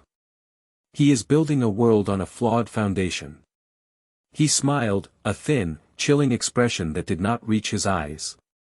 "And I," he said, "am building a flood to wash it all away." Chapter 3, Whispers in the Court of Lumiose. The victory over Alan was not the clean triumph Ash might have hoped for. It was a fault line. In the days that followed, Kalos fractured along it. For half the region, the battle was proof of the legend, a sign that a true guardian had returned. Ash's name was spoken with a new, fervent hope in the cafes of Santalon City and the fishing villages of Silage. For the other half, it was terrifying. An unelected, unknown entity with incomprehensible power had defeated one of the region's strongest trainers and was now being hailed as a king. The established powers, the industrial magnates, the ancient noble families who had traded their titles for wealth and influence, the provincial governors, saw him not as a savior, but as a rogue element threatening to upend a delicate, if fraying, balance of power. The reality of his new position crashed down on Ash not in a battle, but in a gilded room in the Lumio City League headquarters. It had been hastily converted into a provisional royal court. A long, polished mahogany table dominated the space. Ash sat at its head, not on a stone throne, but in a ridiculously ornate chair that felt more like a cage. He wore a formal dark blue tunic that Serena had insisted was the bare minimum for projecting authority. He felt like he was in costume. Across from him sat Champion Diantha, her expression serene but her eyes sharp, lending her considerable weight to the proceedings. Clement was by his side, armed with a tablet full of data, ready to act as a technical advisor. Alan was also present, standing against the far wall, arms crossed, a silent, brooding observer. His presence was a tacit, if grudging, endorsement. The rest of the seats were filled by the most powerful people in Kalos. And the most powerful of them all, the one who commanded the room with a silken, effortless charisma, was Lord Valerius. Valerius was a man who seemed sculpted from wealth. His silver hair was perfectly coiffed, his tailored suit probably cost more than everything Ash had ever owned, and his smile was a brilliant, predatory thing. His family had once been dukes, and though the title was now purely historical, he wielded his influence like a scepter. "Our agenda today," Ash began, his voice feeling unnaturally loud in the formal setting, "is to address the instability at the Kalos power plant. The Chrysalis Collective has been sighted in the area, and the Pokémon there are showing signs of distress. I want to send a security team led by myself and Alan, along with a support unit from Clement, to secure the facility and diagnose the problem. It was a clear, direct plan of action. It was how Ash solved problems. Lord Valerius chuckled, a smooth, condescending sound. "My dear Guardian King," he said, the title dripping with barely veiled sarcasm. "Such vigor. But one does not simply march into a critical piece of regional infrastructure with a private militia. There are procedures. Jurisdictions. The plant falls under the purview of the Western Province. The governor of the Western Province is here," Ash said, gesturing to a nervous-looking man down the table. "He agrees it's a priority." Of course, Valerius waved a dismissive hand. "But the plant is powered by unionized Pokémon. Any unsanctioned security team could be seen as a violation of their labor agreements. We must form a subcommittee to study the potential impact." Ash's fingers began to drum a silent, frantic rhythm on the arm of his chair. "Pokémon are getting sick. There isn't time for a subcommittee. Patience is the cornerstone of good governance," Valerius countered smoothly. "And besides, the funds for such an expedition must be allocated. This will require a full review by the Treasury Board, followed by a feasibility study. I imagine we could have a preliminary report ready for discussion in, say, 6 to 8 weeks. Ash stared at him, dumbfounded. 6 to 8 weeks. The plant could go critical by then. He felt an almost overwhelming urge to shout, to tell this smiling, obstacle of a man that people's lives and the lives of their Pokémon were at stake. But he saw the glint in Valerius's eyes. He was being goaded. If he lost his temper, he would prove their point, that he was just a hot-headed trainer, not a leader. He clenched his jaw, the muscle ticking. "Fine. What about the reports of unusual aggression in wild Pokémon near the Winding Woods? The Rangers have requested aid." "An ecological matter," another industrialist chimed in, a woman with a sharp face and sharper eyes. "That must be tendered to the Kalos Environmental Protection Council. They have a 3-month review period for unscheduled interventions." It went on like this for 2 agonizing hours. Every direct, actionable plan Ash proposed was met with a wall of bureaucracy, red tape, and polite, infuriating smiles. They weren't refusing him. They were drowning him in procedure. He was a master of the battlefield, but this was a quagmire of words and rules he didn't understand, and he was sinking fast. Diantha tried to mediate, her calm authority cutting through some of the noise, but even she was bound by the laws they were twisting to their advantage. Alan just watched, his expression unreadable, but Ash could feel the man's silent judgment. "See? This is what power really is. And you don't have it." When the meeting finally adjourned, with nothing accomplished, Ash stormed back towards Clement's lab, yanking at the tight collar of his tunic. "I've faced down gods and monsters," he fumed, pacing the lab floor while Clement and Bonnie watched him with concern. "And I've never felt more useless." They just sat there and smiled while they tied my hands with their subcommittees and feasibility studies. "It's a game to them." "That's because it is a game, Ash," came a calm voice from the doorway. Serena stood there, having changed from her formal queen's attire into a simple but elegant dress. She had been observing the meeting from a secure video feed. "It's the only game they know how to play. You challenged them on your terms and won. So now, they're forcing you to play on theirs." "Then what do I do?" he asked, throwing his hands up in exasperation. "I can't wait 6 weeks. The region is burning, and they're arguing about who holds the hose." Serena's lips curved into a small, determined smile. "You don't play their game," she said, her eyes glittering with a strategic light he was coming to recognize. "You make them play yours." While Ash fumed, Serena went to work. He was the sword of Kalos, the raw power and unbreakable will. She was the subtle, guiding hand.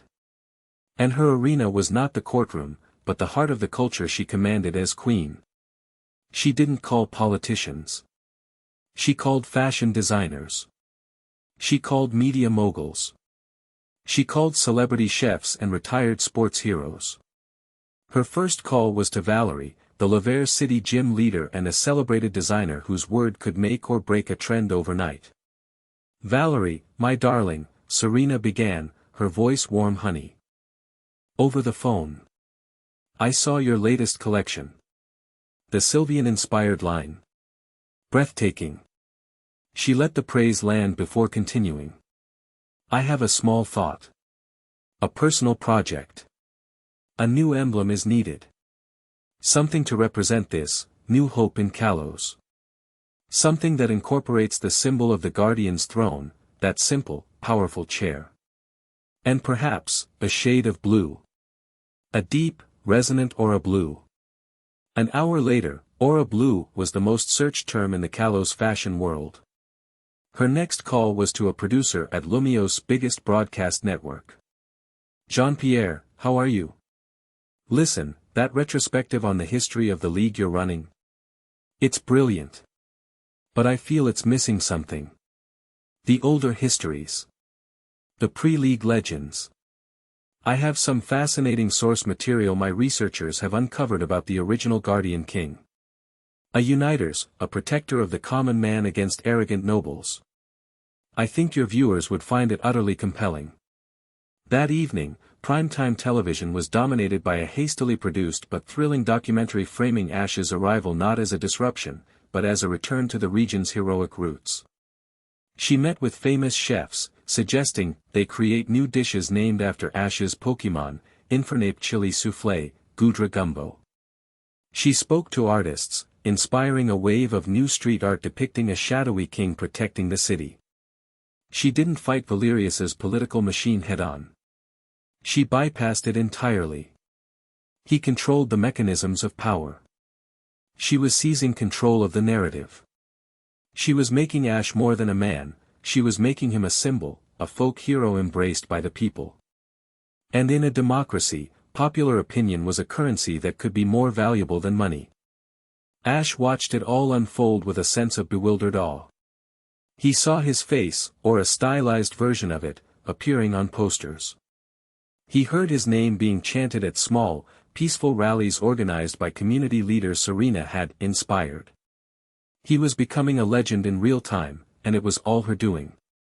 "How are you doing this?" he asked her one evening, as they watched a news report about the Guardian King phenomenon sweeping the youth of the region. "Valerius and his friends think power comes from wealth and lineage," she explained, her gaze fixed on the screen. "They're wrong. True power, the kind that lasts, comes from the hearts of the people. You earned their respect with your strength in the battle. I'm just reminding them why." She turned to him, her expression serious. "But this isn't enough. It's just noise. We need to force their hand. We need a stage. Valerius is hosting a Unity Gala at his estate in 3 days," Clement chimed in, looking up from his tablet. He had been tracking the nobles' movements. "It's for all the region's top brass.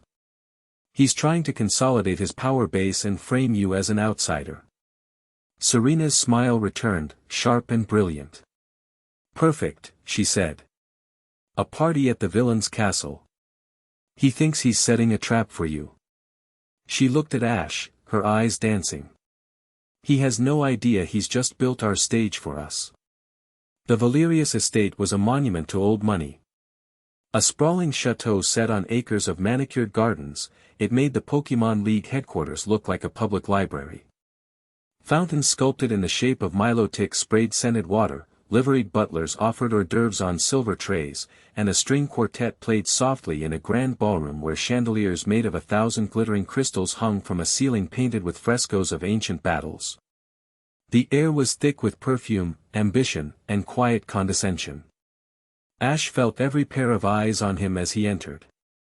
He was wearing a dark, impeccably tailored suit, another of Serena's suggestions, but he still felt like a Zangoose in a flock of swana. Pikachu was not on his shoulder. Tonight, decorum demanded his partner remain in his pokeball, a fact that made Ash feel unnervingly alone. Then Serena made her entrance. She wore a gown of the deepest aura blue, a color that was already taking the region by storm. It was elegant, flowing, and shimmered under the crystal light. Her honey-blonde hair was swept up, and the simple silver tiara of the Kalos queen was her only jewelry. She wasn't just beautiful, she was radiant, a beacon of light in the stuffy, gilded room. When she moved to stand beside Ash, it wasn't just a gesture of solidarity. It was a statement. The Kalos queen and the guardian king. Together. A hush fell over the room. The whispers changed in tone. Valerius, standing by the grand staircase, saw his home field advantage evaporate in a single, stunning moment. His gala had just been co-opted. He recovered quickly, his predatory smile firmly in place. "Your Majesty," he said, bowing low to Serena before turning to Ash. "And our guest of honor. Welcome. We are all so eager to hear your vision for Kalos." For the next hour, Ash and Serena were separated, pulled into different conversational eddies. Ash found himself cornered by industrialists and landowners who questioned him with polite, venomous smiles, their words dripping with patronage. He answered them bluntly, honestly, his frustration growing with every veiled insult. He watched Serena from across the room. She moved through the crowd like water, a charming smile here, a quiet, firm word there. She was disarming his opponents, winning over the undecided, and solidifying her allies. She was a queen in her element, and he had never been more in awe of her. Later, as the orchestra swelled, Valerius tapped a glass for attention. After a long-winded speech about unity and tradition, with pointed remarks about respecting established institutions, the dancing began. Ash was about to retreat to a darkened corner when Serena appeared before him, a mischievous glint in her eye. "May I have this dance, Your Majesty?" she teased, using the title to mock the stuffy formality around them. Ash's heart hammered. "Serena, I don't dance. I have 2 left feet.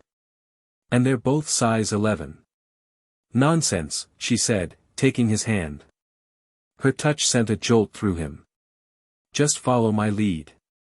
Think of it like dodging a stone edge." She led him to the center of the floor. The other couples, sensing a momentous occasion, gave them a wide berth. The music was a slow, sweeping waltz. Ash was stiff, awkward, terrified of stepping on her feet. "Relax," she whispered, her hand resting lightly on his shoulder. "Just breathe. Look at me." He did. He looked into her blue eyes and the rest of the world, the chandeliers, the whispering nobles, the weight of the crown, melted away. There was only the music, the warmth of her hand in his, and the faint scent of her perfume. He found his feet moving, hesitantly at first, then with more confidence. He was following her lead, just as he had been doing for days. For a minute there, he murmured, his voice low, "Just for her, I almost forgot we were supposed to be a king and a queen." Her smile was soft and genuine. For a minute there, she replied, her voice equally quiet, "We weren't." It was a stolen moment of peace, a tiny island of sincerity in an ocean of artifice. In that dance, he wasn't the guardian king and she wasn't the Kalos queen. They were just Ash and Serena, closer than they had been in years, the unspoken feelings between them swirling in time with the music. He felt a powerful, overwhelming urge to tell her everything, how her belief in him was the only thing holding him together, how her presence felt more like home than any place he had ever been. But the music ended. And the real world came crashing back. As the dance finished and applause trickled through the ballroom, Valerius stepped onto a small stage at the far end of the room, preparing to make another announcement. He stood beneath a massive, antique banner held up by a heavy, ornate scaffolding of brass and iron. As he began to speak, Ash felt it. It wasn't a sound or a sight. It was a cold spike of wrongness in his aura. A premonition of screaming, tearing metal and panicked shouts. His gaze snapped up to the scaffolding above Valerius. He saw it in a flash of precognition, a bolt, deliberately loosened, vibrating under the strain. It was going to give way. And the entire heavy structure was going to collapse directly onto the most crowded section of the ballroom floor, where dozens of people, including several of Serena's own ladies-in-waiting, were standing. There was no time to shout a warning. No time to explain. Time slowed. He moved. "Serena, get down," he yelled, his voice a sharp command that cut through the music. He didn't run. He shoved two startled nobles out of the way, clearing a path. He thrust both hands forward, palms open, towards the falling catastrophe. His eyes blazed with a brilliant blue light. No. The word was a physical force, a roar of pure will. A vast, semi-transparent shield of shimmering blue aura erupted from his hands. It materialized in the air 20 feet above the crowd, a dome of pure energy. The scaffolding, the heavy banner, the tons of brass and iron, crashed into it with a deafening, metallic scream. The shield held.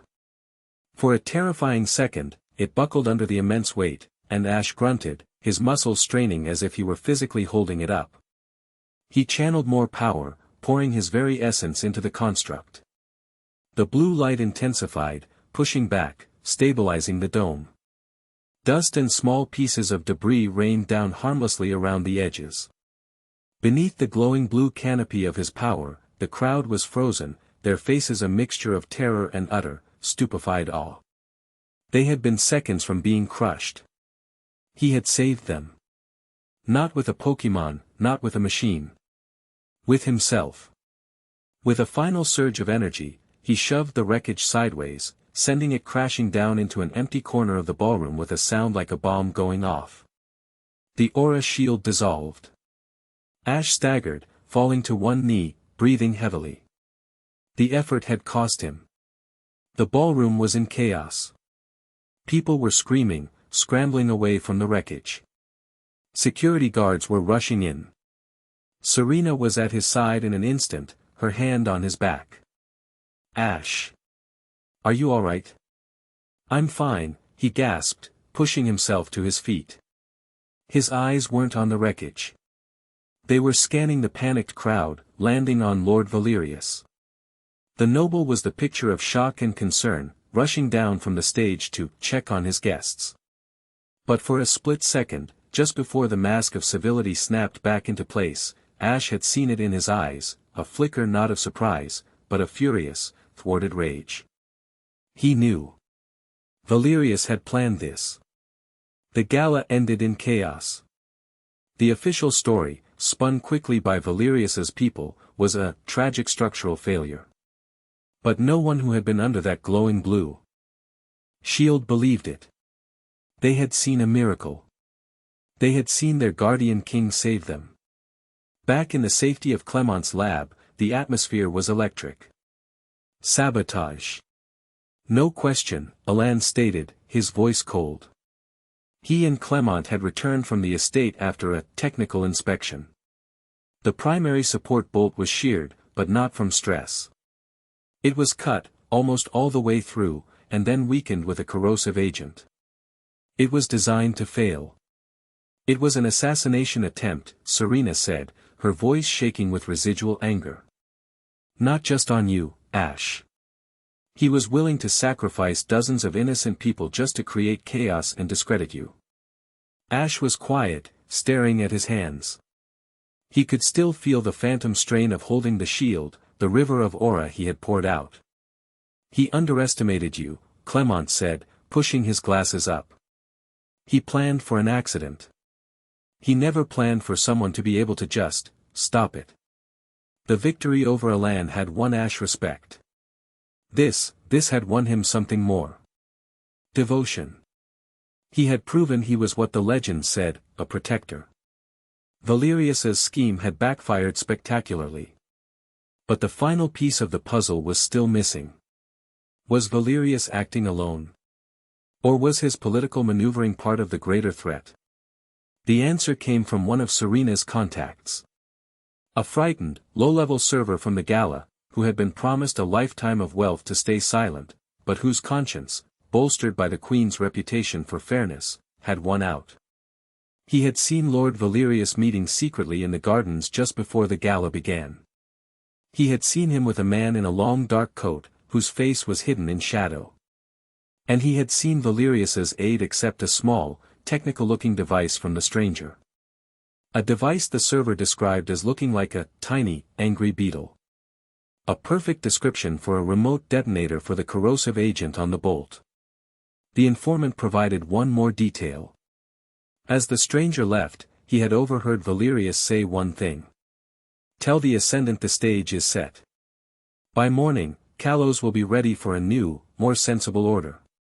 Serena relayed the information to the group, her face grim. Ash slammed his fist on the table, the metal groaning under the impact. They're working together. It all clicked into place. The Chrysalis Collective wasn't just a band of fanatics. They had allies in the highest echelons of power. Malachi provided the ideology and the tools of terror. Valerius provided the political cover and the internal dissent. It was a two-pronged attack designed to cripple Kalos from the outside and rot it from within. "We have proof of conspiracy to commit mass murder," Alan growled, his hand balling into a fist. "We can have him arrested. And turn him into a martyr for every noble and industrialist who feels threatened by Ash." Serena countered, her political mind seeing the trap. "He'll be buried in lawyers and released in a week. He'll claim he was framed, that Ash is consolidating power by eliminating his political rivals. We can't fight him in the courts. We cut off the head of the snake." "Malachi," Ash said, his voice a low, dangerous whisper. He finally understood. His enemies weren't just in front of him on a battlefield. They were beside him, smiling to his face. The whispers in the court were just as deadly as any hyper beam.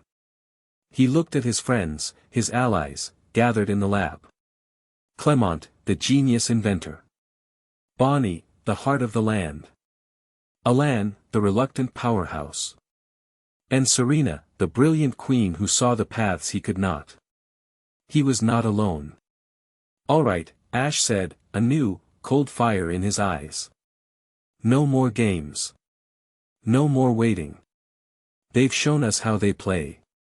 He looked out the window, towards the dark woods beyond the city lights. "Now, we show them how we do." The time for politics was over. The time for whispers was over. The hunt for the Ascendant was about to begin.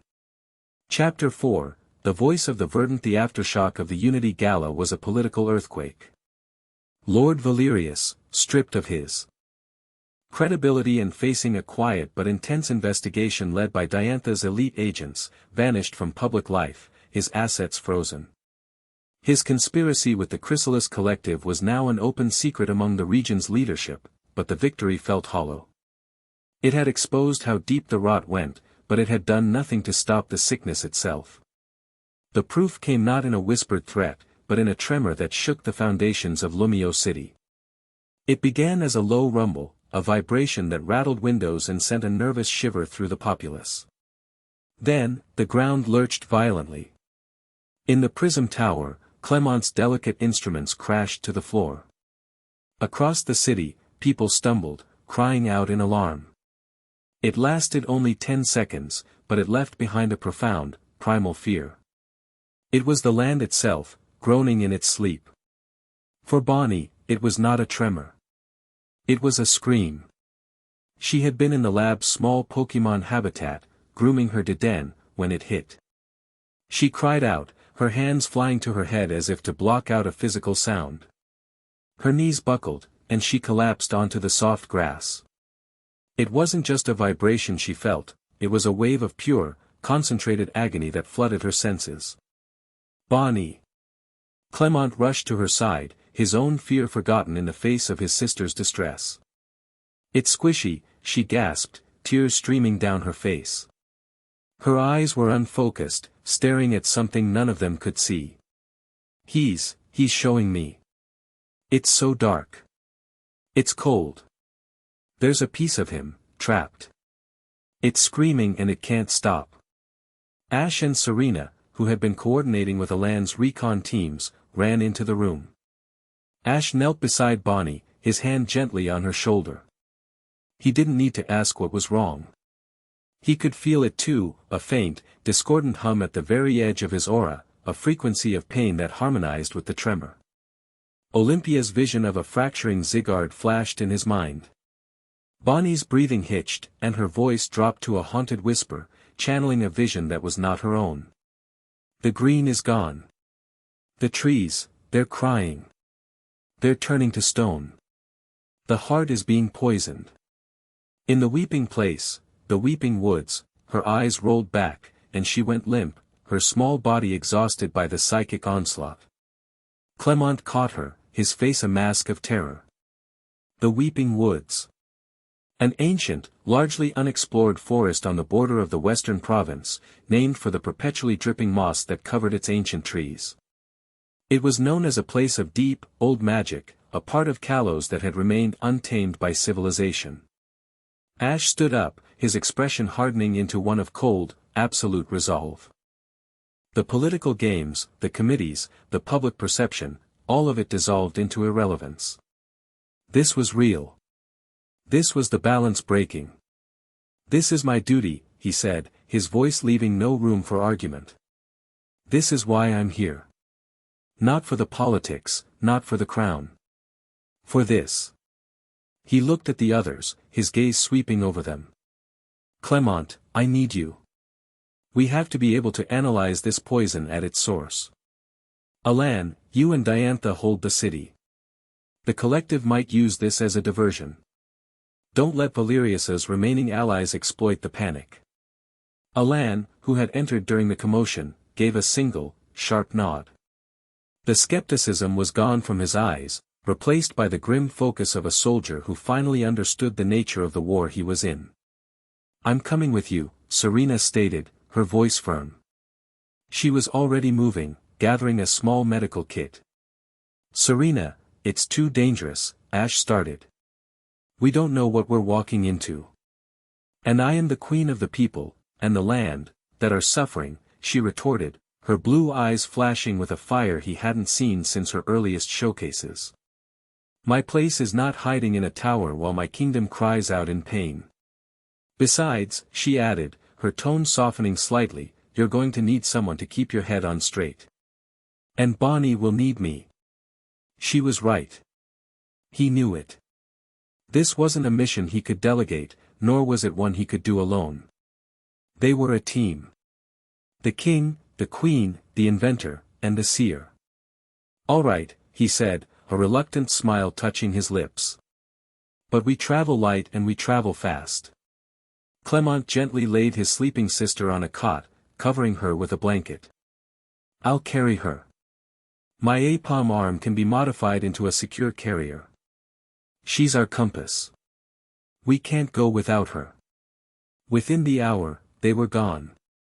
A private, high-speed vehicle took them to the edge of the woods, far from any prying eyes. As the four of them stepped out onto the damp soil at the forest's edge, the change was immediate and sickening. The air, which should have been rich with the scent of loam and chlorophyll, was heavy and stale. It smelled of dust and decay, with a faint, metallic tang like ozone. The vibrant green canopy of the weeping woods was, from a distance, a dull, sickly gray-brown. The perpetual weeping of the moss had stopped. The trees were bone dry. The reports didn't do it justice, Serena whispered, her hand instinctively going to the pokeball that held her Delphox. It feels dead. Worse than dead, Ash said, his senses on high alert. It feels wrong. He led the way, with Clement following, carrying a still unconscious Bonnie in a secure harness on his back. Serena brought up the rear, her eyes scanning their surroundings. The deeper they went, the worse it became. The lush undergrowth was replaced by brittle, gray stalks that crumbled to dust when touched. The forest floor was a carpet of dead, gray leaves. There were no bird calls, no rustling of small Pokemon in the bushes. The only sound was the crunch of their own boots on the desiccated ground. It was a silent, gray hell.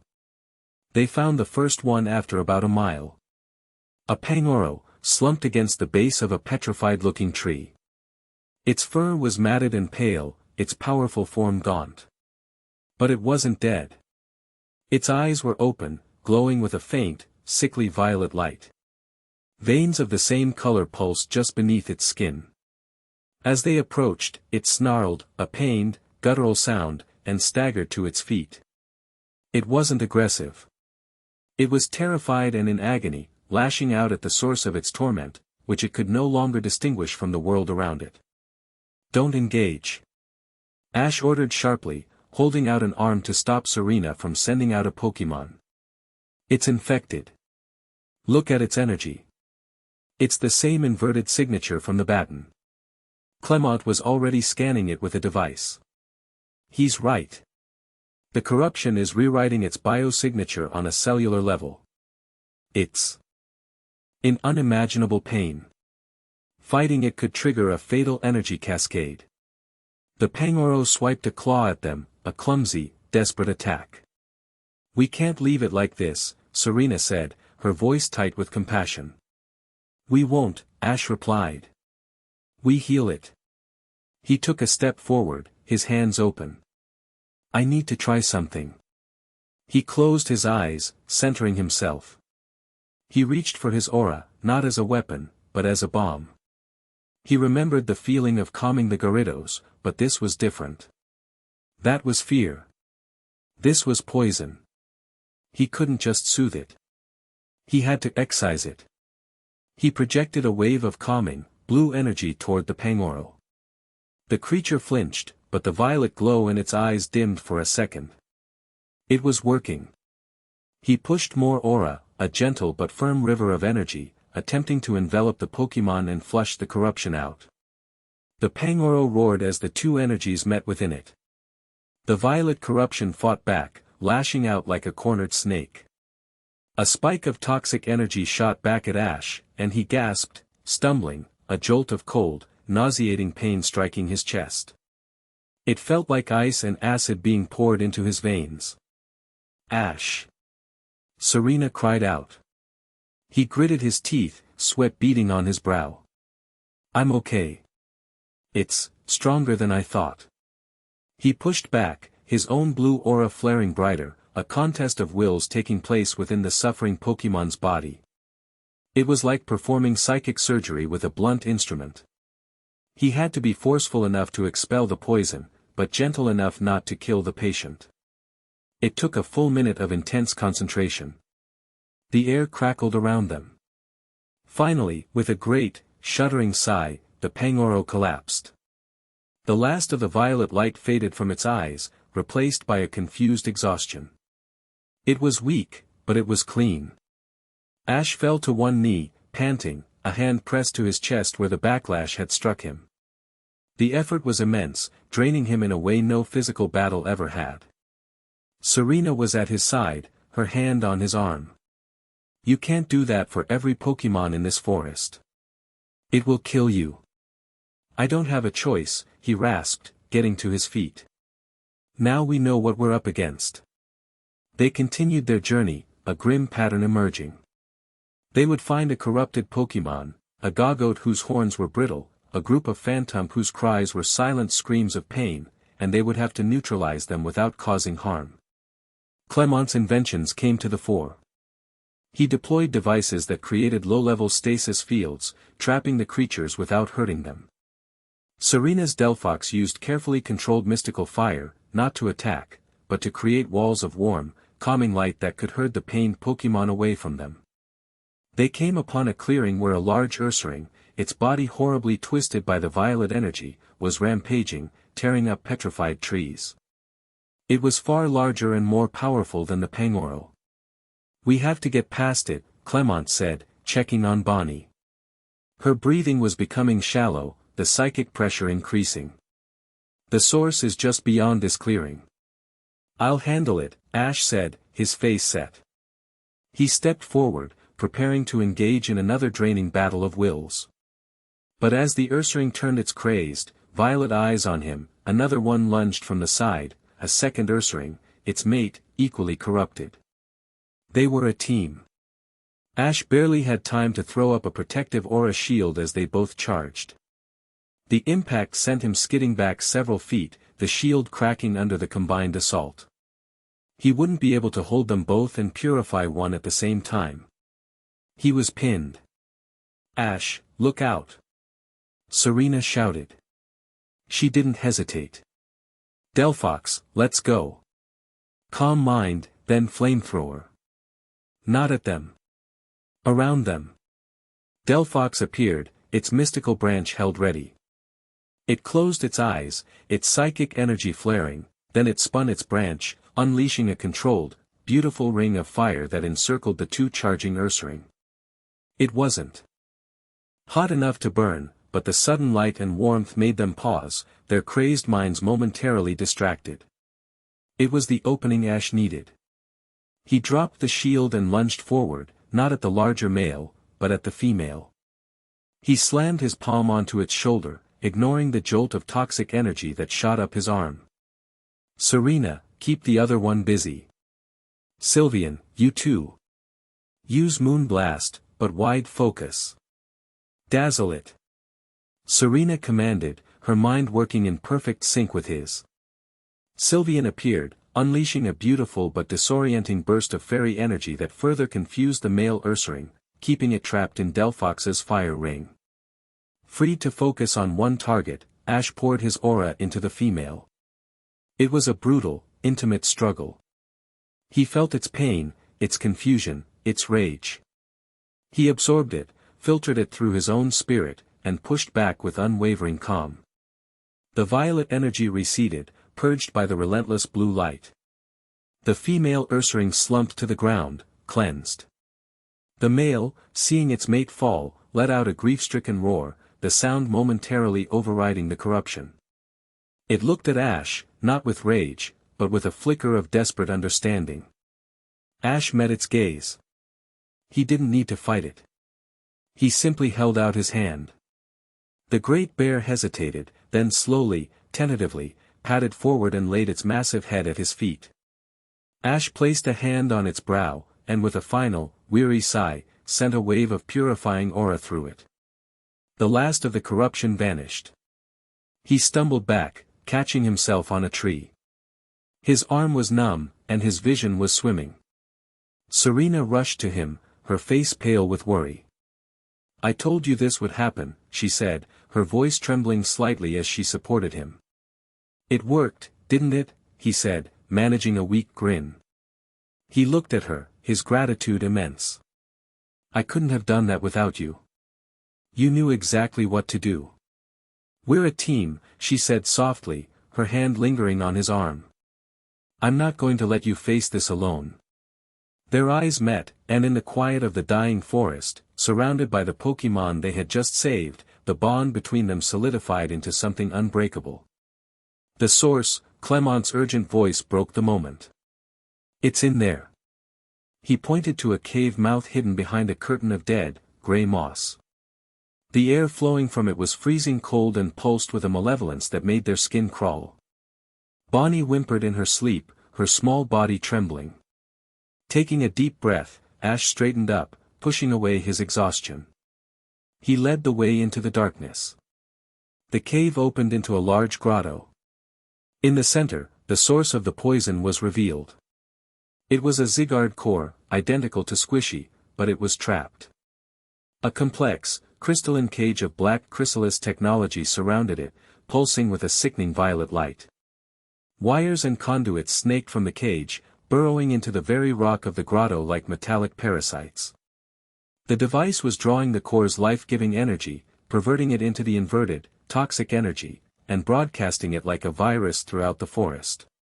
The core itself, the heart of the grotto, was in agony. It was lashing out, unleashing waves of uncontrolled power that made the ground beneath their feet tremble violently. It saw them enter, and a fresh wave of fear and pain radiated from it. "This is it," Clement breathed, his scanner going wild. "The feedback loop is incredibly unstable. If we try to smash the cage, the energy backlash could shatter the core completely." The Zygarde core, sensing them as a new threat, began to glow with a terrifying intensity. The ground shook, and rocks began to fall from the ceiling. It was gathering its power for a massive, final, suicidal burst, an attack that would destroy the cage, itself, and half the forest with it. They were out of time. Fight, and they would kill it. Do nothing, and it would kill itself.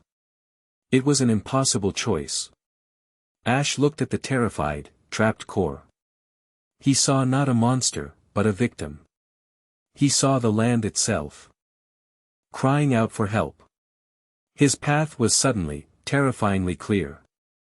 This was the test. Not a battle of strength, but a test of sacrifice. A king's choice. "Everybody, stand down," he said, his voice ringing with an authority that stopped them all cold. "Don't move. Don't attack. Just stay back." "Ash, what are you doing?" Serena cried, grabbing his arm. "You can't. That energy will tear you apart." He gently removed her hand, his gaze soft but unyielding. "I have to. It's the only way." He looked at the sleeping girl on Clement's back. "Bonnie," he said, his voice a low command. "I need your help. I need Squishy's frequency. Lend me your connection." He didn't wait for an answer. He walked forward, alone, toward the pulsating cage and the raging core. He stopped 10 feet away, planting his feet. He ignored the waves of pain and rage washing over him, ignored the raw, toxic energy that felt like it was peeling his skin off. He closed his eyes and reached out. Not with his hands, but with his soul. He used his faint memory of Squishy's own energy signature, amplified by Bonnie's unconscious presence, as a key, a tuning fork to find the right frequency. He projected not calm, not peace, but a single, pure concept: "I am here to help. Let me take your pain." The core paused its charging, sensing this strange, new presence. Then Ash did the unthinkable. He opened the floodgates of his own spirit. He stopped resisting the corrupting energy. He invited it in. "Come on," he grunted through clenched teeth. "Take it from him. Give it to me." The violet energy, sensing a new, more vital host, surged. It left the Zygarde core and flooded into Ash in a torrent of pure poison. He screamed.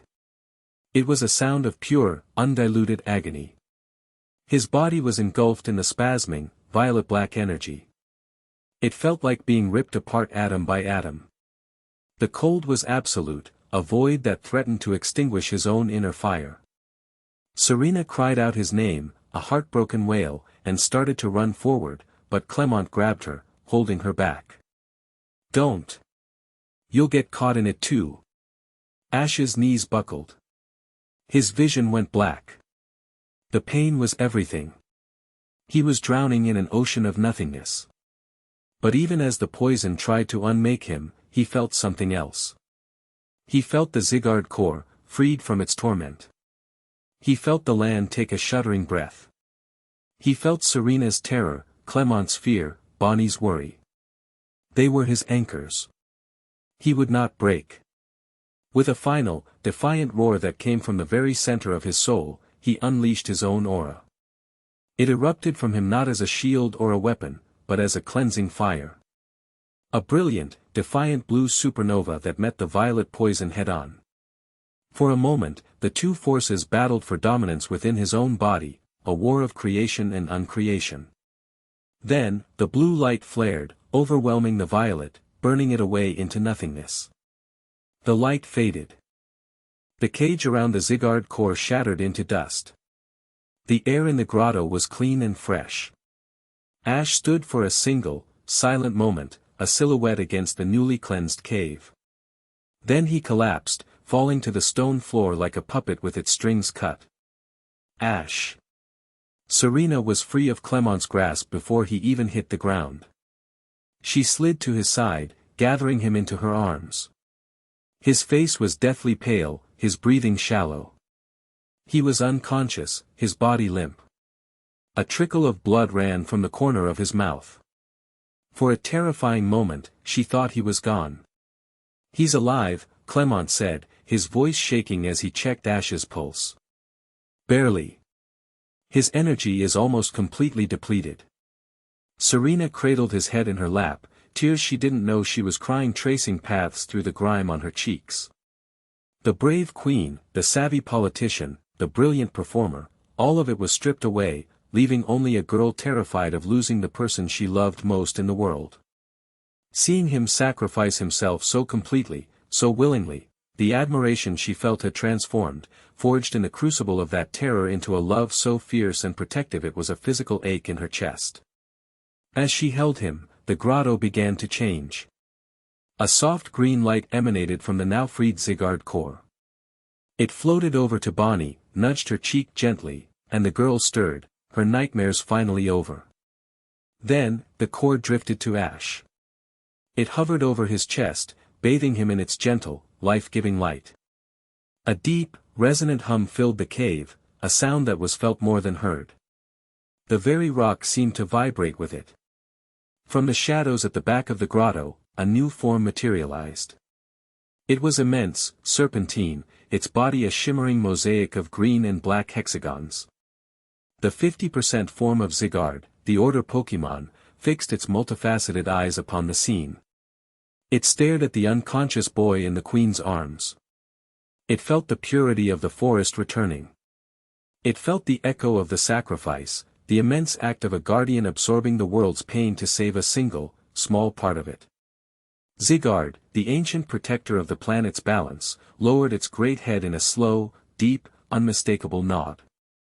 It was a gesture of profound respect. A salute from one guardian to another. Ash Ketchum had passed a test far older than any Pokémon League. He had earned the approval of the land itself. Chapter 5, The Shadow of Yveltal. The journey back from the Weeping Woods was a silent, frantic prayer. Sigurd's presence had stabilized the forest, its life-giving aura acting as a catalyst for healing, but it had done little for Ash. The single Sigurd core, its own energy depleted, had accompanied them, hovering near Ash's still form like a worried firefly. He remained unconscious, his breathing shallow, his skin unnervingly cold. Serena never left his side.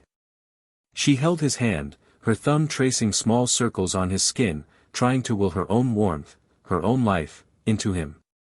The image of him collapsing, of the violet poison consuming him, was a scar on her memory. The love she'd felt, a slow-blooming flower she had nurtured for years, had, in that moment of terror, become a fierce, undeniable truth. It was no longer a hope for the future, it was a fact of the present, as solid and real as the man lying broken before her. They bypassed the hospitals, heading straight for the advanced medical bay Clement had built into his lab. As he and a team of Clembot assistants hooked Ash up to monitors, the readings that appeared on the screen were terrifying. His cellular energy levels are at 3%, Clement said, his voice strained with a scientist's horror. His aura it's barely a flicker. It's like he poured almost everything he is into that one act of purification. I've never seen anything like it.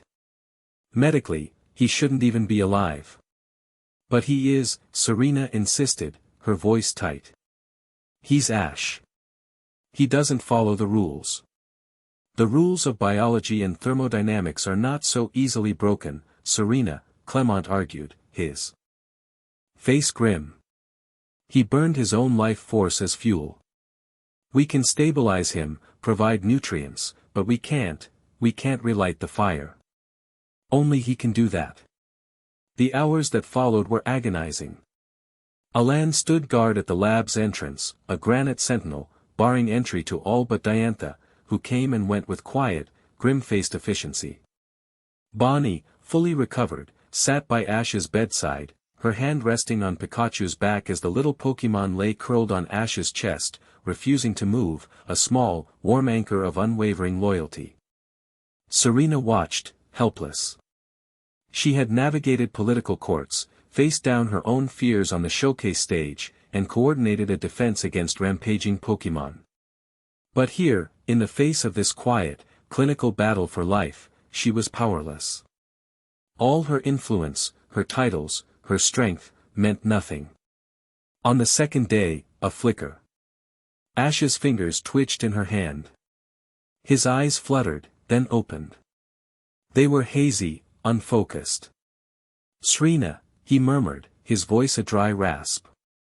Tears of relief pricked her eyes. "Ash. You're awake." He tried to sit up, a flash of his old stubbornness returning, but a wave of dizziness sent him slumping back against the pillows. "What happened?" "You saved the forest," she said, her voice thick with emotion. "You saved the Zygarde Corps. You were incredible. And incredibly stupid." He managed a weak, lopsided smile. "Sounds about right." His gaze found the Zygarde Corps hovering at the foot of his bed, then looked back to her. "Bonnie, is she okay?" His first question was about someone else. Of course it was. "She's fine, Ash. Thanks to you." He let out a sigh of relief, the tension leaving his body. He was still weak, still a ghost of himself, but the pilot light was on. The indomitable spirit that refused to be extinguished was stirring. While Ash began his slow, arduous recovery, Malachi watched. He stood in his sterile, white laboratory, observing a dozen different data streams on a vast holographic display. He saw the ecological data from the Weeping Wood stabilizing. He saw the political chatter about the miracle in the woods that was cementing Ash's legend.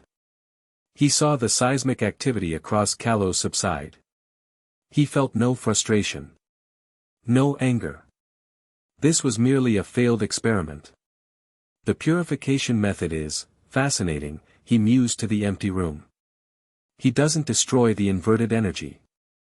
He absorbs it. He metabolizes it with his own aura. A human filter.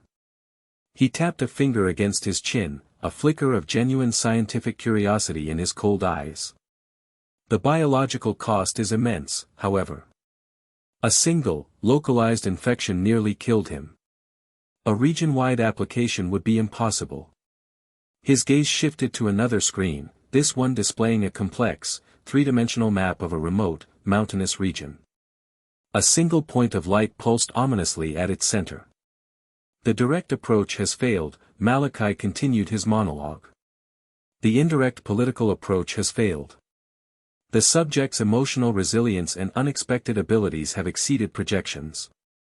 He took a deep breath, his shoulders straightening. "Therefore, we accelerate the primary objective. The gradual decay of the region is no longer efficient. A hard reset is required." He turned and walked towards the centerpiece of his lab, the containment cylinder holding the swirling, chaotic sample of Yveltal's destructive energy. Beside it, a much larger, more complex device was now complete. It was a massive focusing array, a series of concentric rings and crystalline conduits aimed like a cannon. "The subject's greatest strength is his bond with the world, his willingness to suffer for it," Malachi said, placing a hand on the focusing array. "It is fitting, then, that he should be forced to watch it all be unmade." He tapped a sequence into a control panel. An alarm, low and urgent, began to sound throughout the hidden facility. On the main screen, the single point of light on the mountain map began to flash red. Location, the Valley of Destruction. Status, Yveltal Cocoon. Nearing active phase. All chrysalis cells, Malachi spoke into a communications link, his voice calm and clear, cutting through the alarm. Phase 3 is now in effect. Converge on Objective Y. The age of bonds is over. The age of oblivion begins. The first sign of trouble came from Alan. He burst into the lab, his usual stoicism shattered by a raw urgency. "It's happening," he said, his voice grim. "My old contacts from Team Flare, the ones I turned into informants, they're all reporting a massive mobilization. Every agent of the Chrysalis Collective, from every corner of the region, is on the move. They're all heading to the same place." He brought up a map on the main display, a red arrow pointing to a desolate, uninhabited valley in the northern highlands. The Valley of Destruction. It's where Lyssandra's research indicated Yveltal entered its dormant state after its last rampage. At the mention of Yveltal, a cold dread filled the room. Xerneas represented life. Yveltal represented its opposite. It wasn't evil, not in the human sense. It was a fundamental force of nature, the entropy that kept life from growing unchecked. But its power was absolute destruction. When it awakened, it drained the life from everything around it, turning living beings to stone. "They're going to try and wake it up," Ash said, pushing himself into a sitting position. He was still pale, still weak, but his eyes were clear and sharp. The rest had done him some good, but he was nowhere near full strength. "Worse," Clement added, his fingers flying across a keyboard as he cross-referenced data. "My long-range energy sensors are picking up a massive buildup of the inverted energy signature, all centered on that valley. They're not just going to wake it. They're going to try and harness it. To weaponize the very concept of destruction." The implications were unthinkable. An army wielding the power to turn life to stone, led by a man who believed bonds were a disease. They could petrify the entire region in a matter of days. "We have to stop them," Ash said, swinging his legs over the side of the bed. He swayed, and Serena instinctively reached out to steady him.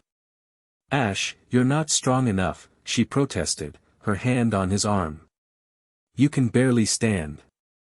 "I don't have to be strong enough," he shot back, his gaze burning with intensity. "I have to be there. This is it. This is the heart of the storm." He looked at his team. "Alan, get your Pokémon ready. Clement, I need you coordinating communications and tactical support from here. You're our eye in the sky.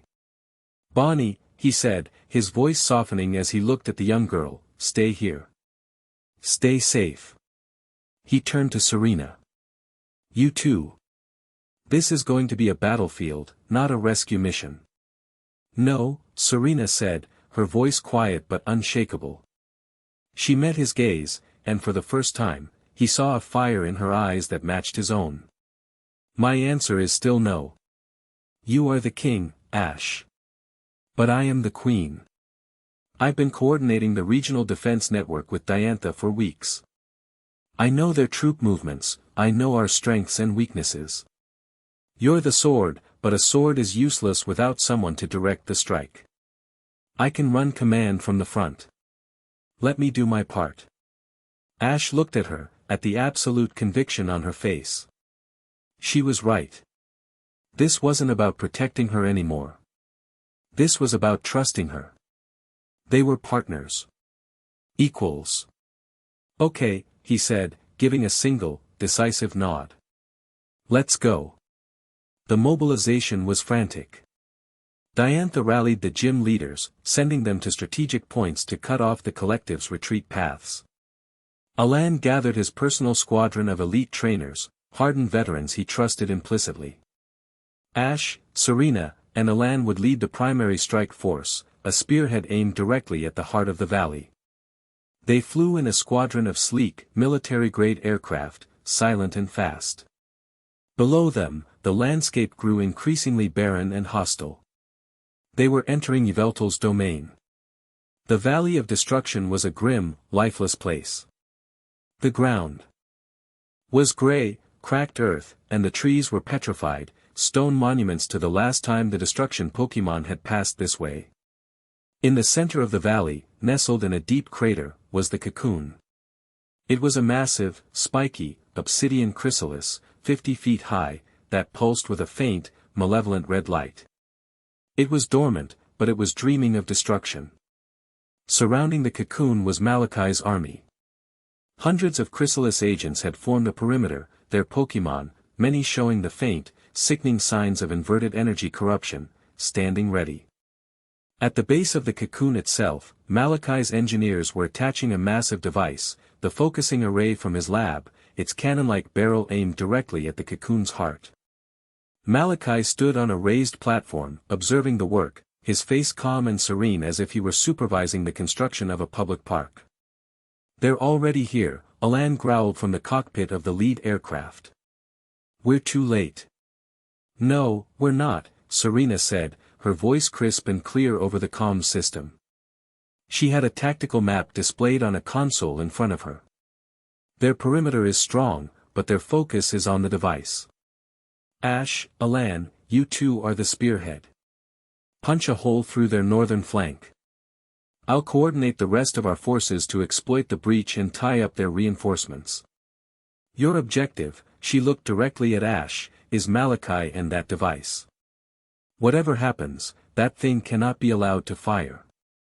Understood, Ash replied, his hand already on Pikachu's shoulder. He felt weak, his reserves of aura dangerously low, but the adrenaline of impending battle was afire in his veins.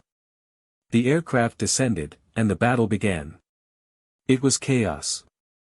Explosions of fire and electricity lit up the Grey Valley. The clash of Pokémon against Pokémon was a symphony of destruction. Alan and his Mega Charizard X were a black hurricane, tearing through the Chrysalis lines. Ash, despite his weakness, fought with a chilling efficiency. He didn't have the raw power for a drawn-out fight. Instead, he and his Pokémon moved like ghosts, using precision and strategy. Greninja used Double Team to create diversions while Sceptile's Leaf Blade disabled enemy equipment.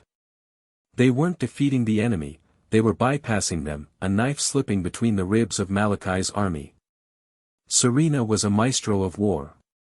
From a mobile command post set up on a ridge overlooking the valley, she directed the flow of battle with preternatural skill.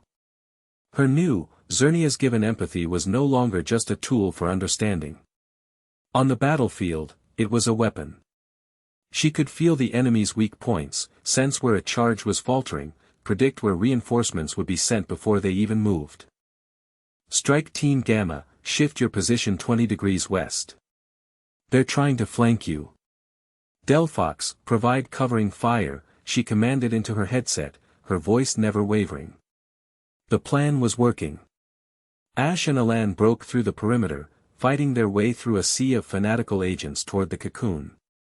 They were closing in. Malachi watched their approach from his platform, his expression unchanged. The predictable heroic charge, he murmured. He touched his earpiece. Release the inner circle. Let them test the king's resolve. From the shadows of the cocoon, 4 figures emerged. They were different from the other agents. They moved with a chilling confidence, and the Pokémon beside them, they were monstrous. A Salamence with cracked, glowing purple wings. A Garchomp whose scythes dripped with dark energy. An Aggron whose armor seemed to be weeping shadows. They were the result of Malachi's latest experiments. Inverted Mega Evolution, Alan breathed, his eyes wide with horror. The Pokémon were radiating waves of pain and power so intense it was nauseating. The inner circle intercepted them. The battle became a desperate, brutal struggle. Alan's Charizard was locked in an aerial duel with the corrupted Salamence, their battle a whirlwind of fire and shadow. Ash found himself facing the other 3. It was a hopeless fight.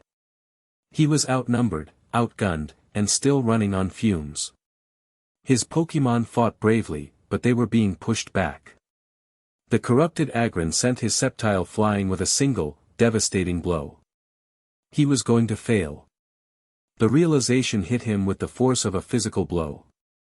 He wasn't strong enough. Then he heard Serena's voice in his earpiece, calm and steady amidst the chaos. Ash, look at them. They're unstable. Clement's theory was right. The inverted energy is a corruption. It's powerful, but it's not sustainable. They're burning themselves out. You don't have to beat them. You just have to outlast them. Her words cut through his despair. He looked again, and he saw it. The corrupted Pokémon were twitching, their movements jerky. Their power was immense, but it was uncontrolled. They were glass cannons, ready to shatter. He changed his tactics. He went on the defensive. He recalled his weary Sceptile and sent out Goodra, its massive, soft body perfect for absorbing punishment. Goodra, bide. Pikachu, use Electroweb to slow them down. Greninja, harass them, stay out of reach. It became a battle of attrition. Ash's team endured a relentless assault, but they held. They took the hits, dodged the killing blows, and waited. And slowly, inevitably, the inner circle's Pokémon began to falter. The Garchomp let out a pained cry as the dark energy consuming it caused a backlash, its own body seizing up. The Aggron stumbled, its shadowy armor flickering and fading. Seeing his opening, Ash went on the offensive. A single, decisive 10 million volt thunderbolt from Pikachu, a final, swift water shuriken from Greninja. It was enough. The corrupted Pokémon collapsed, the inverted energy dissolving from their bodies, leaving them unconscious but alive. He had won. He was through. Only Malachi remained. Ash raced toward the platform as Alan finally defeated the rogue Salamence. He was just feet away from the device. "It is too late, Guardian King," Malachi said, his voice eerily calm. He didn't even turn to face him. He pressed a final button on his control panel. The focusing array hummed to life. It drew power from the Chrysalis agent's technology around it, but its primary power source was the swirling vortex of destructive energy at its core. It fired. A beam of pure, concentrated, inverted energy, a lance of violet-black nothingness, slammed into Yveltal's cocoon. The cocoon didn't shatter. It began to glow, a deep, blood-red light pulsing from within. A wave of pure, negative energy washed over the valley. It wasn't an attack. It was a presence. A life-draining aura that stole the warmth from the air and the strength from their limbs. The Chrysalis agents, unprepared for the raw power they were unleashing, screamed as the aura hit them. Their bodies stiffened, their skin turning a mottled gray. They were turning to stone. Malachi was protected by a personal energy shield, watching the process with detached curiosity. The ground around the cocoon began to turn gray and brittle. The petrified trees crumbled into dust. Yveltal was waking up. Ash felt his own life force being leached away. He was already weak, and the aura was pulling what little energy he had left from his body. He stumbled, his vision graying at the edges. "Ash!" He heard Serena's terrified shout over the comms. He had to stop it. He had to contain it. He looked at Malachi, then at the pulsating cocoon. He could fight the man, or he could save the world. It wasn't a choice. It was his duty. He let Malachi escape. The Ascendant gave him one last, pitying look before vanishing into a hidden tunnel. Ash turned to the cocoon. He ignored the pain, ignored the creeping cold in his veins, and did the only thing he could. He reached for the dregs of his power, the last embers of his aura. "Pikachu, help me," he grunted. He thrust his hands forward, and Pikachu leaped onto his back, pouring its own electrical energy into him, trying to supplement his failing power. A shield of blue aura, thin and wavering, formed in front of Ash. He pushed it forward, a desperate attempt to create a barrier, a dam against the tidal wave of destructive energy pouring from the cocoon. He was pushing back against a god. And it was breaking him. The strain was unimaginable. His bones felt like they were turning to glass. His vision tunneled until all he could see was the pulsing red light of the cocoon and the faint blue shimmer of his own failing shield. He was dying. He could feel his life being stripped away, atom by atom. He heard the sound of an aircraft landing behind him, the frantic thud of boots on the ground. Ash. It was Serena.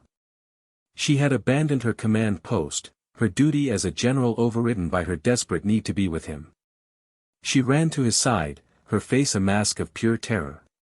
She saw him, translucent with effort, his body flickering like a dying flame.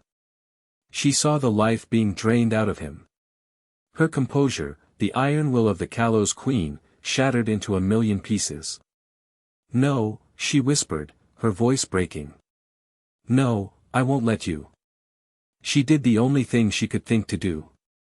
She threw her arms around him from behind, pressing herself against his back, holding on as if her grip alone could keep him tethered to the world. "I love you," she confessed, the words torn from her, a desperate, raw cry against the roar of the dying world. Ash, I love you. Don't you dare leave me. The words, her touch, her presence, they were a lifeline.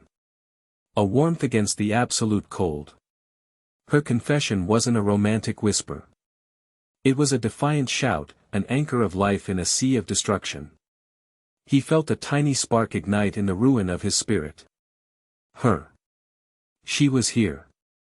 With the last iota of his strength, he turned his head just enough to look at her, his eyes barely able to focus.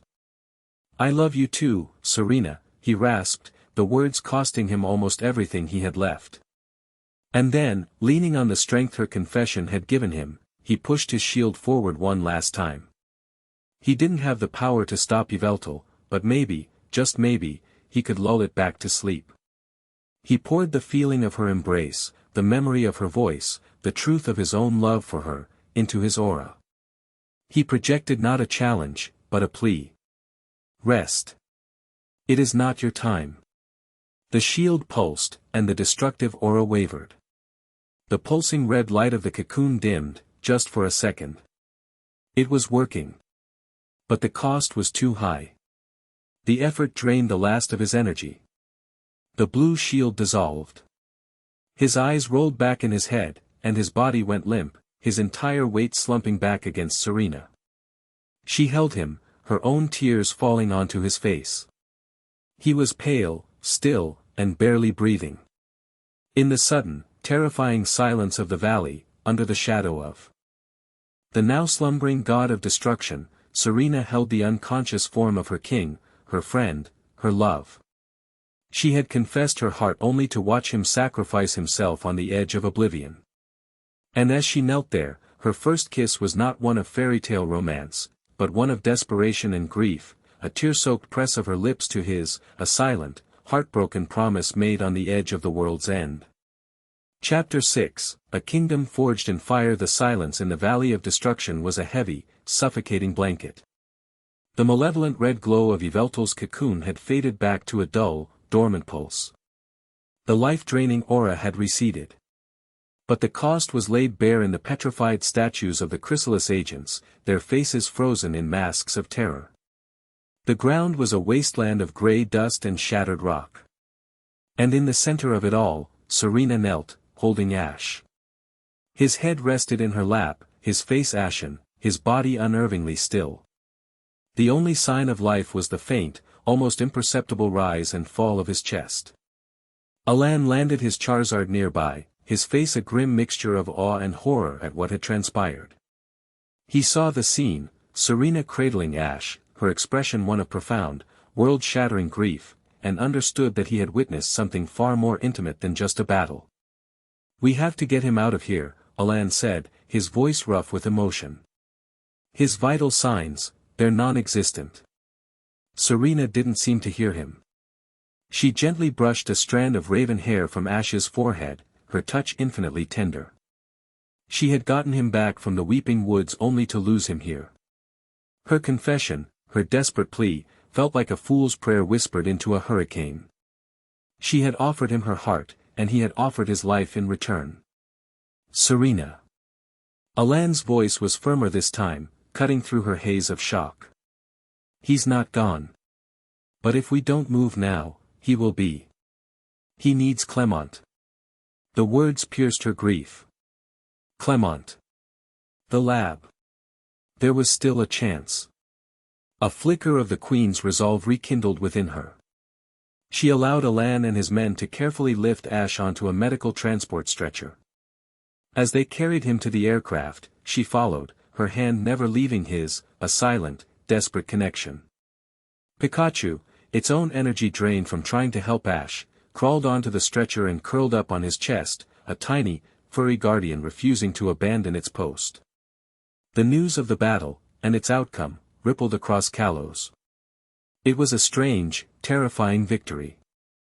The region was saved from immediate destruction, but the images broadcast from the valley were the stuff of nightmares.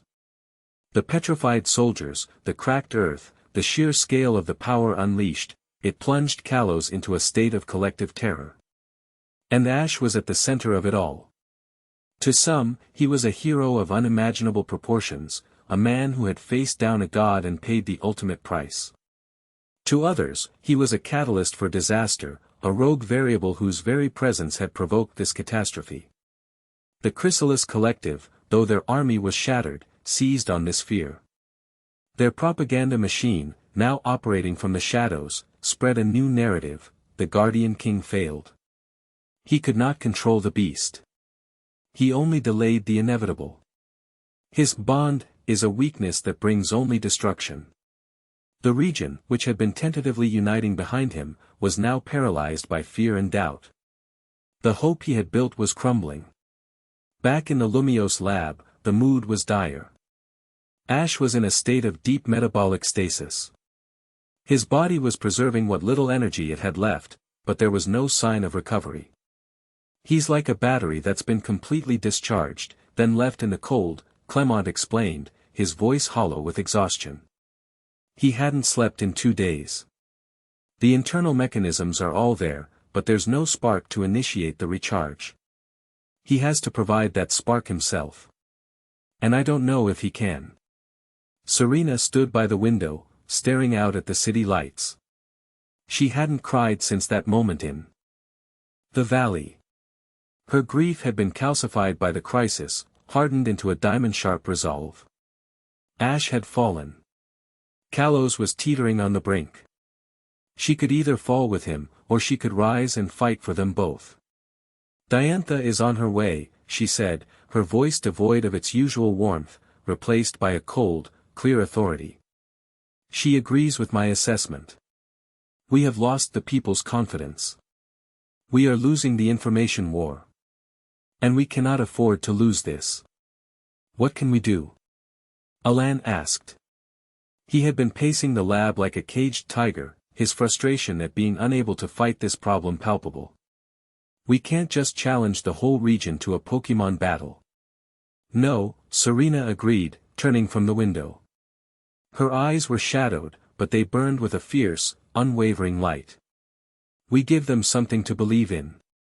Not just a legend. Not just a hero. We give them a leader. We give them their king." Clement and Alan stared at her. "Serena, he's..." Clement gestured helplessly toward the medical bay. "I know," she said. "But the symbol is what matters right now. The idea of the king." Valerius and the Ascendant tried to use politics and fear to destroy him. So we will use the power of the throne to unite the people against them. We will formalize his rule. We will give the people of Kalos a government, an army, and a banner to rally under. His banner.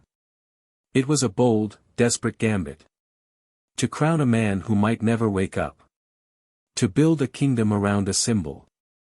When Diantha arrived, she found Serena not as a grieving friend, but as a queen ready for war. They stood over the tactical maps, the champion and the performer, the two most influential women in Kalos. "The gym leaders are stretched thin holding their territories," Diantha reported, her voice low. "The League is a peacekeeping force, Serena. We're not equipped to govern a region at war. The people are looking for a singular leader, and right now, all they see is a vacuum." "Then we fill it," Serena said. She looked Diantha in the eye. "You are the champion. The highest authority in Kalos. Your word carries more weight than any politician's." Diantha understood immediately. "You want me to abdicate?" It wasn't a question. "Not abdicate," Serena corrected. "I want you to do what you've always done, protect Kalos. Right now, that means legitimizing the one person who can unite it. Endorse him.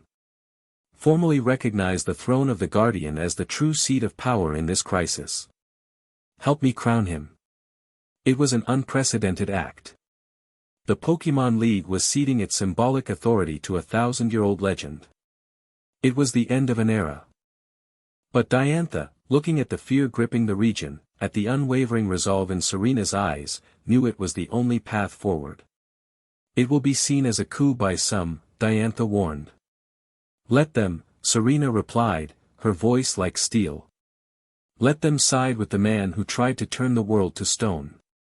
We'll see who the people of Kalos stand with. The coronation was not a grand, celebratory affair. It was a swift, solemn, and powerful statement. It took place 2 days later in the main hall of the Lumio City League headquarters, the same room where Ash had been stonewalled by Valerius. The room was packed with provincial governors, gym leaders, media, and a stunned but compliant assembly of the region's remaining nobles. The throne, the real one, moved from Anistar under heavy guard, sat on a dais at the front of the hall. It was dark, simple, and radiated a quiet, ancient power. But it was empty. Diantha, in her full champion's regalia, stood before it. For generations, the Pokémon League and its champion have been the guardians of Kalos, she began, her voice broadcast across the entire region. We have presided over an age of peace and prosperity. But that age is over. We face a threat that is not about battles and badges, but about the very soul of our world. The old structures are not enough. She turned to the side, where Serena stood, wearing a simple but regal gown of aura blue. The legends of the Guardian King were not fairy tales. They were a contingency. A promise that when the balance breaks, the land itself would choose a protector. She recounted the events of the Weeping Woods and the Valley of Destruction, painting a picture not of failure, but of unimaginable sacrifice. Ash Ketchum faced down destruction itself to save us. He did not fail. He gave his life's energy to shield us. He sleeps now, healing from a wound that would have destroyed any other. A murmur went through the crowd and across the region. The narrative was shifting. The time for symbolic leadership is over, Diantha declared, her voice ringing with conviction. She began to unpin the emblem of the champion from her coat. The Pokémon League was created to serve Kalos. And today, it serves by recognizing a higher authority. I, Diantha, champion of Kalos, do hereby relinquish my title as the region's final protector and formally endorse the Guardian King as the true and rightful leader of this nation in its time of crisis. She laid the champion's emblem at the foot of the empty throne. A collective gasp swept the hall. It was a stunning, historic act of humility and faith. Then, Serena stepped forward. In her hands, she held not a crown of gold and jewels, but a simple, open circlet of polished silver, forged by Clement, designed to resemble the patterns on the throne. The king is our shield, Serena said, her voice clear and strong, reaching every corner of Kalos. He has fought for us. He has bled for us. And while he rests, we will fight for him. She walked to the empty throne and placed the silver circlet upon its high back, where the king's head would rest. I, Serena, Queen of Kalos, do hereby declare this kingdom forged. Let this crown await his return. And let all who would threaten our home know this throne is not empty. It is guarded. By all of us. Then, she turned to the stunned assembly, her gaze sweeping over them, her queenly authority now absolute. Ash Ketchum is your king. And his first royal decree, she announced, her voice ringing with power, is that I am not merely his consort. I am his queen, an equal partner in rule. An attack on him is an attack on me. A threat to this kingdom is a threat I will answer. This is my vow. It was a declaration of war. She was no longer just the heart of Kalos. She was its will. She stood before the empty throne, the de facto ruler of a kingdom forged in fire and shadow, her power absolute, her purpose clear. She would hold the line. She would be the queen he needed, the queen their kingdom deserved, until he returned to her. The coronation sent shockwaves through the Chrysalis Collective. Malachi, observing from a new, hidden command center, watched the broadcast with a flicker of something akin to annoyance. A kingdom of one, he sneered. How sentimental. She builds a fortress around a ghost. Sir, an aide reported, our propaganda is no longer effective. The sacrifice narrative has taken hold. And with the champion's abdication, their power structure has consolidated. They're no longer fractured. A consolidation around a hollow core, Malachi mused. It changes nothing. The technology from Yveltal's cocoon has been illuminating. He gestured to a series of containment pods where his defeated inner circle trainers were recovering. The inverted energy was unstable, true. But the data we gathered during the process, the way it interacted with both the Pokémon and Yveltal's aura, it has given me the final key. He brought up a new schematic on his screen. It was a complex device, a collar similar to the ones his inner circle had worn, but far more sophisticated. The initial attempts were crude, he explained. We were forcing a foreign energy onto the Pokémon. But now I see. We do not need to replace the bond. We simply need to invert it. To take the love and trust between a trainer and their Pokémon and turn it into a feedback loop of pain and rage. It will be stable. It will be controllable. And its power will be absolute. He smiled, a chilling, triumphant expression. They have their symbol. I will create my own. His gaze fell on a screen showing a live feed of Alan, now acting as general of the new royal army, drilling his troops. Find me our first test subjects, Malachi ordered. Elite trainers. Powerful bonds. The stronger their friendship, the more potent the weapon they will become. The days following the coronation were a blur of action. A new, unified Kalos began to take shape, directed by Queen Serena's unwavering hand. Clement became the royal inventor, turning his genius toward defense, fortifying Lumio City with arcane and technological wards. Alan, as general, forged the disparate forces of the League, the gym leaders, and his own veterans into a disciplined royal army. Serena was relentless. She was the heart, mind, and soul of the new government. She drafted laws, managed supply lines, and directed intelligence operations, her newfound empathy giving her an uncanny insight into the hearts and minds of her allies and enemies. She worked until she was ready to drop, then worked some more, driven by a desperate, silent prayer, just wake up, Ash. Please, just wake up. To rally the people and prove their new kingdom was not just a symbol, she made a bold decision. Intelligence had located a major chrysalis command center, a supply hub for their new wave of recruitment, hidden in an abandoned factory complex near Laver City. We cannot remain on the defensive, she declared to her war council. We must show them that this kingdom has teeth. It's heavily fortified, Alan warned. A frontal assault would be costly. We won't make a frontal assault, Serena countered, pointing to the blueprints Clement had procured. We will make a surgical strike. Alan, you will lead a diversionary force from the south. I will lead a small, elite team through the old subway tunnels Clement has mapped here, she indicated a weak point in their defenses.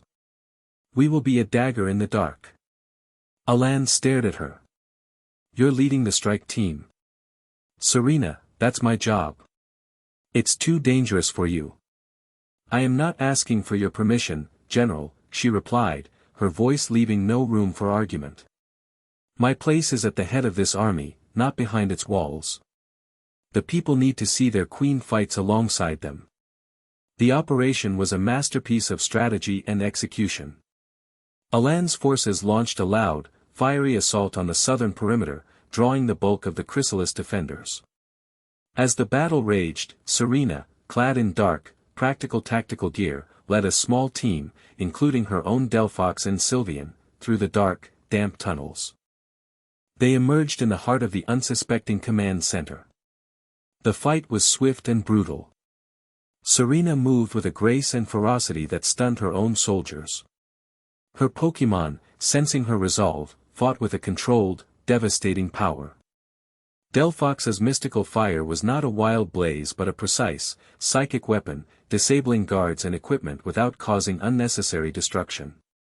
Sylvian's moonblast was used to create blinding flashes, disorienting the enemy.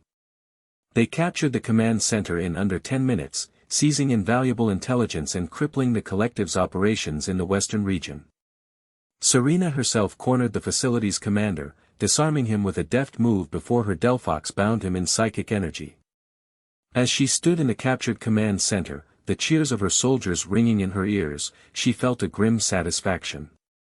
This was her kingdom. And she would burn anyone who tried to take it. She returned to Lumiosa Hero, the warrior queen. But as she entered the lab, leaving the grime and glory of the battle behind, her armor of command fell away. She walked to Ash's bedside, her face softening, her expression once again that of the worried girl. He was unchanged. Still, silent, pale. She sank into the chair beside him, her energy finally spent. She took his hand. It was still so cold.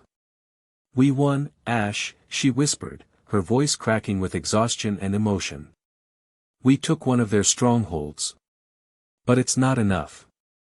Malachi is still out there. And I." Her voice broke. "I miss you. I need you." She leaned forward, resting her head on the edge of his bed, her shoulders shaking with silent sobs. For the first time since the valley, she allowed herself to feel the full weight of her fear and her loneliness. A faint warmth bloomed in the hand she was holding. She looked up, startled. Ash's eyes were open. And they were focused. He was looking at her. A slow, weak smile touched his lips. His thumb moved, returning the pressure of her grip. "Hey," he rasped, his voice barely audible but clear. "Sounds like I missed a good fight." The king had returned. Chapter 7. The gaze of Zerny as the warmth that spread from Ash's hand was a sunrise after a long, cold night. For a moment, Serena could only stare, her mind struggling to accept what her eyes were seeing. The monitors above his bed, which had been displaying a flat, terrifyingly stable line of minimal activity, began to flicker and beep, the numbers climbing slowly but steadily. "Ash," she breathed, her voice a fragile thing. The tears of sorrow became tears of overwhelming, shuddering relief. He squeezed her hand again, a little stronger this time. "Hey," he repeated, his voice still a rasp but clearer now. "You look tired." She let out a sound that was half a laugh, half a sob. "I could say the same about you." Clement and Bonnie, alerted by the change in the monitors, rushed in. Clement skidded to a halt, his glasses askew, his jaw dropping. Bonnie let out a whoop of pure joy and threw her arms around Serena. "He's back. I knew it. I knew he'd come back." Ash's gaze moved around the room, taking in his jubilant friends, the concerned face of Pikachu as it woke up on his chest and started nuzzling him frantically, and finally, the simple silver circlet resting on a stand by his bed. "The crown. How long?" he asked, his voice gaining a little more strength. 10 days, Clement answered, already running diagnostics. 10 days you've been asleep. A lot has happened. Over the next few hours, as Ash slowly regained his strength with the help of nutrient broths and Clement's recovery stimulants, they filled him in. They told him about the fear that had gripped Kalos, the chrysalis propaganda, and Serena's audacious plan. They told him about Diantha's historic abdication and the coronation in absentia. Ash listened in stunned silence, his gaze repeatedly drifting to Serena. He looked at her, truly looked at her, and saw the subtle but profound changes. The iron in her posture, the strategic light in her eyes, the quiet, unshakable authority she now wore as comfortably as her own skin. She had held a kingdom together on the sheer force of her will. She had become the queen he had always known she could be. "You crowned me while I was asleep?" he asked, a hint of bewildered amusement in his voice. "We needed a king," Serena replied simply, her cheeks flushing slightly under his intense gaze.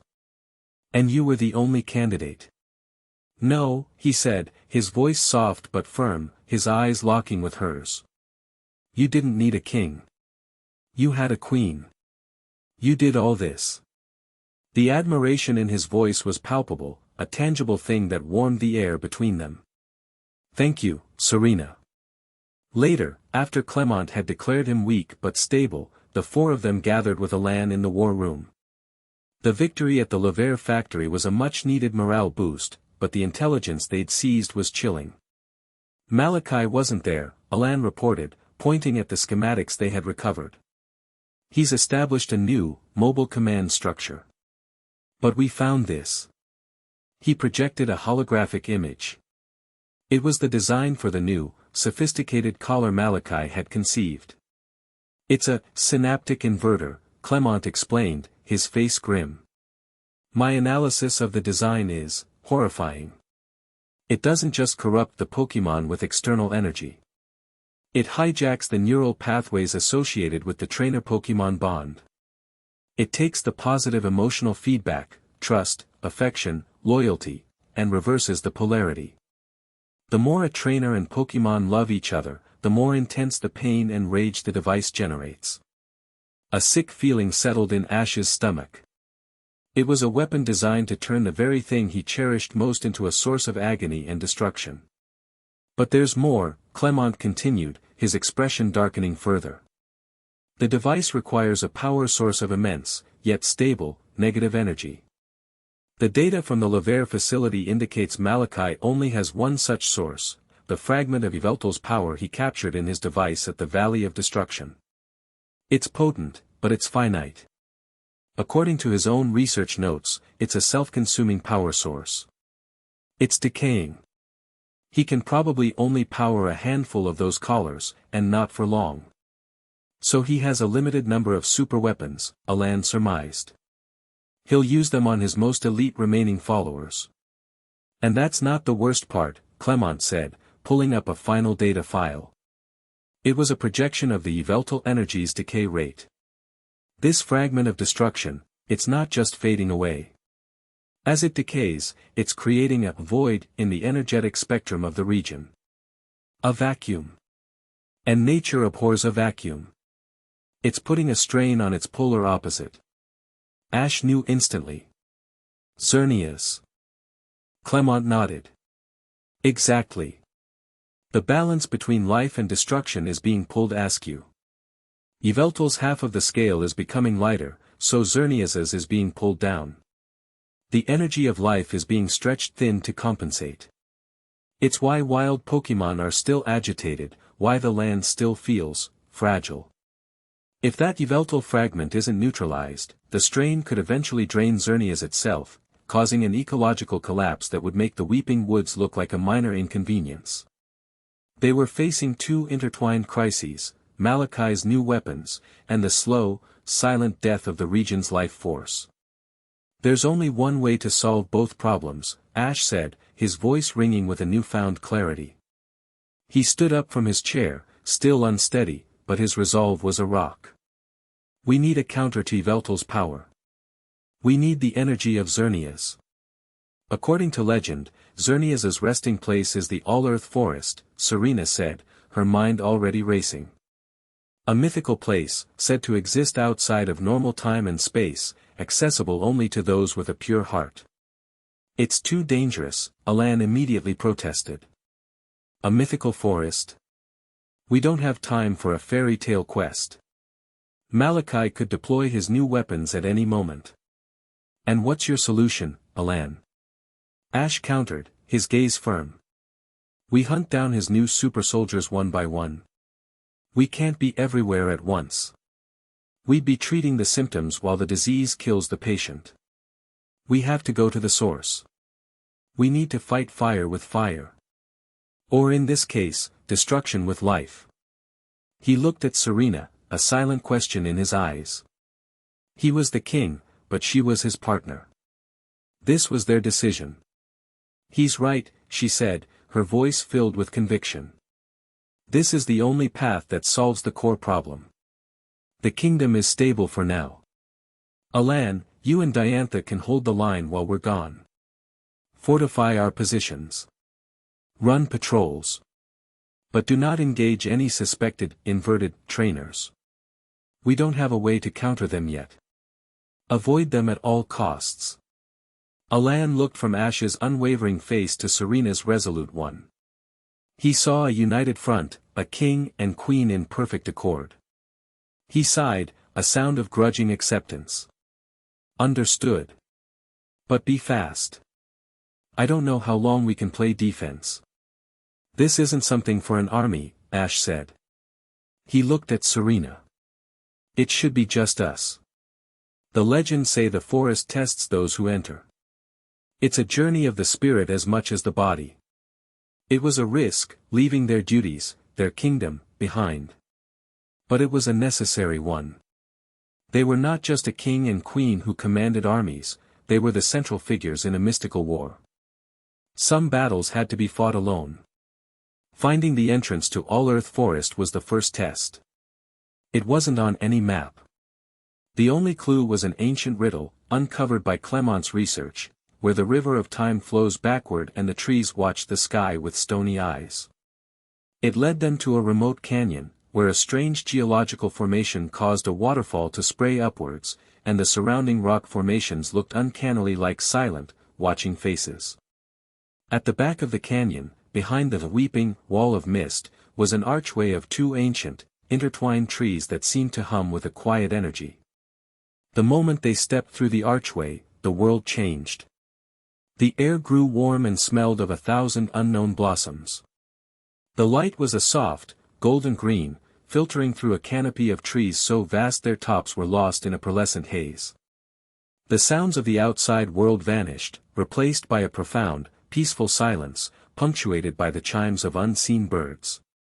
They were no longer in Kalos. They were somewhere else. "It's beautiful," Serena whispered, her voice full of awe. "And it's watching us," Ash murmured. He could feel it. The forest was aware, its consciousness ancient and vast. They walked for what felt like hours, though the sunless sky never changed. The path was clear, a trail of soft, glowing moss that seemed to invite them deeper. It was serene, peaceful, a stark contrast to the world of war and politics they had just left. Here, there were no crowns, no titles. They were just Ash and Serena, walking together through an enchanted wood. The quiet intimacy was a balm. After the chaos, the battles, the fear, this felt like a chance to breathe. "You never told me," Ash said, breaking the peaceful silence. Serena looked at him. "Told you what?" "At the airport," he clarified, his voice quiet. "When you left for Hoenn. What you said. I was stunned. I never got to say anything back." Serena's steps faltered for a second. The memory was so vivid. Her boldest moment, followed by years of wondering. There was nothing to say. "I had to go." "You had to continue your journey." "No, there was," he insisted, stopping and turning to face her. "I should have said something. I didn't know what. All I knew was that I was going to miss you more than anyone I'd ever had to say goodbye to." It was his own confession, years late, but no less heartfelt. It hung in the air between them, a truth that had finally been spoken. "And then," he continued, his voice dropping lower, "in the valley, you said it again. I thought I was losing you," she admitted, her voice a whisper. "I couldn't let you go without you knowing." "I heard you," he said, his gaze so intense it felt like a physical touch. "Even in all that pain, I heard you. It was the only thing I could hear. It was what brought me back, Serena." He took a step closer, raising a hand to gently cup her cheek. His thumb brushed away a tear she hadn't realized had fallen. "I love you. I think a part of me has for a very long time. I wasn't ready to see it until I had a kingdom to lead and I realized the only person I wanted by my side was you." Her heart soared. It wasn't a desperate confession on the edge of oblivion. It was a quiet, certain truth spoken in the heart of a magical forest. She leaned into his touch, her eyes fluttering closed. "I love you too, Ash. I think I have since I was a little girl in a straw hat, lost in the woods." He smiled, a genuine, breathtaking smile that reached his eyes and made him look like the boy she had first met. He leaned in, and this time, their kiss was not one of desperation or grief. It was soft, certain, and full of the promise of a future they would build together. It was a kiss of homecoming. The moment they broke apart, the forest changed. The peaceful silence was shattered. The golden-green light turned a harsh, accusatory red. The trees themselves seemed to twist, their branches becoming thorny and menacing. The illusion of peace was over. The test had begun. From the woods around them, figures began to emerge. They were not Pokemon. They were illusions, specters woven from light and shadow, and from their own deepest fears. A figure of Lysandra stepped before Ash, his eyes burning with fanaticism. Your power is a threat, boy. You will bring only destruction, just as I did. Another figure appeared, this one of Malachi. You cannot protect them all. For every one you save, a dozen more will fall because of your weakness. Then, a vision of Professor Oak, his face etched with disappointment. You were meant to be a researcher, a discoverer. You've abandoned your path for a crown you don't deserve.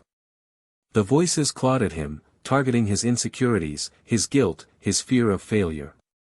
He saw visions of his Pokemon, fallen and defeated. He saw his mother, crying. He saw a vision of Kalos, burned and broken, his silver circlet lying tarnished in the dust. The forest was showing him his own personal hell. He stumbled back, clutching his head, the phantom's words echoing his own darkest doubts. Ash. Serena's voice cut through the noise. She was facing her own demons. A vision of her mother, shaking her head in disapproval. A queen. Don't be ridiculous, Serena. You were barely a decent Rhyhorn racer.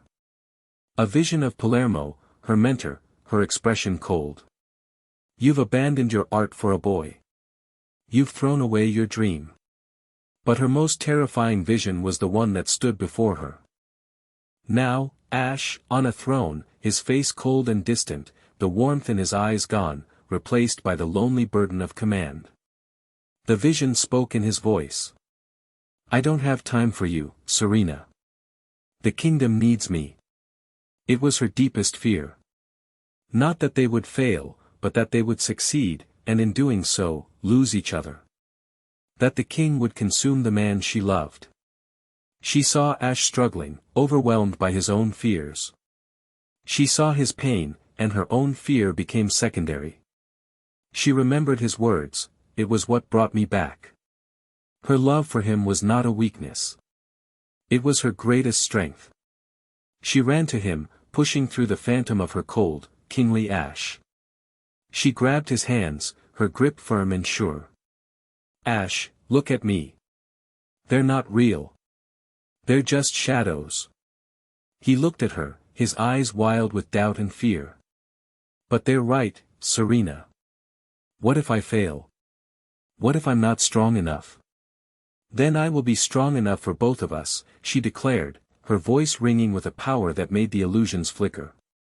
You are not alone in this. I am with you. Your fear of failure. That's just proof that you care. Your doubts. They prove you're humble enough to lead. These aren't your weaknesses, Ash. They are your strengths. She rose on her tiptoes and kissed him, a fierce, defiant act in the face of their shared nightmare. I love you, she said against his lips. The man, not the king.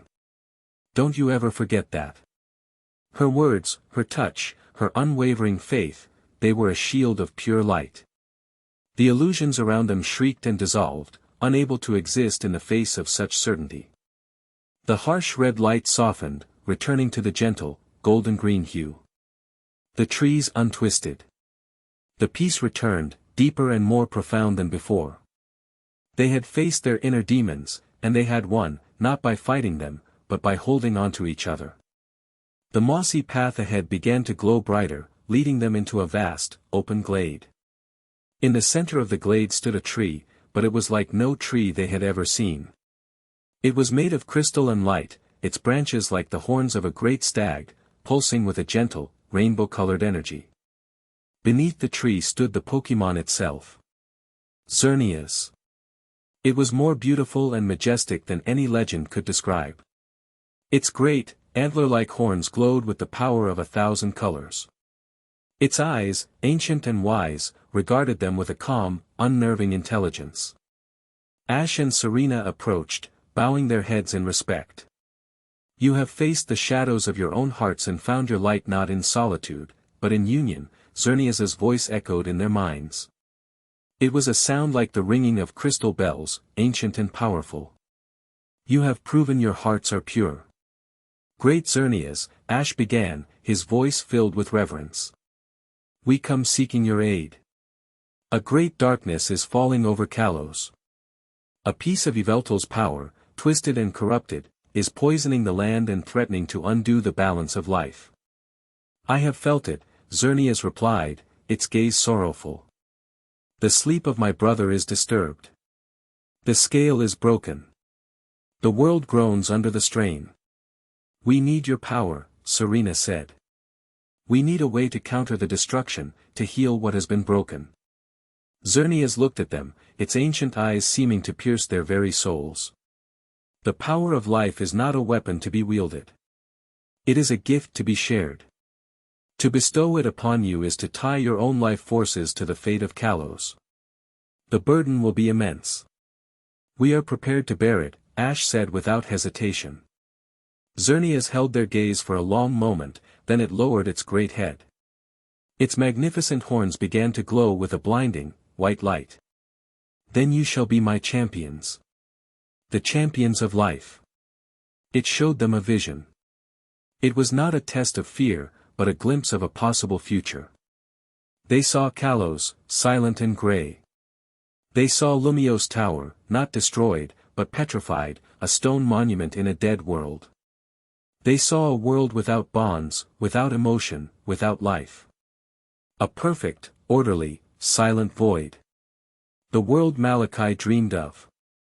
It was a peace more terrifying than any war. This is what you fight against, Xerneas's voice boomed. Not for a crown, or a kingdom, but for the right of the world to be beautifully, messily, chaotically alive. The vision faded. Ash and Serena stood, shaken but resolute. We understand, Serena whispered. Xerneas raised its head. A single, glowing leaf detached from one of its horns and floated down, landing in Ash's outstretched hand. The moment he touched it, it dissolved into a wave of warm, golden energy that flowed into him. He gasped as he felt a new power awaken within him, a wellspring of pure, life-giving energy that resonated with his own aura, harmonizing with it, amplifying it. It was the perfect counterpoint to the cold, toxic poison he had absorbed. Then, a beam of soft, pink light shot from Xerneas's horns and enveloped Serena. She felt no new power, but a sharpening of her senses. Her empathy, the gift she already possessed, was magnified 100-fold. She could feel the faint, collective heartbeat of Kalos, the joy, the fear, the hope of her people, as a constant, gentle hum in the back of her mind.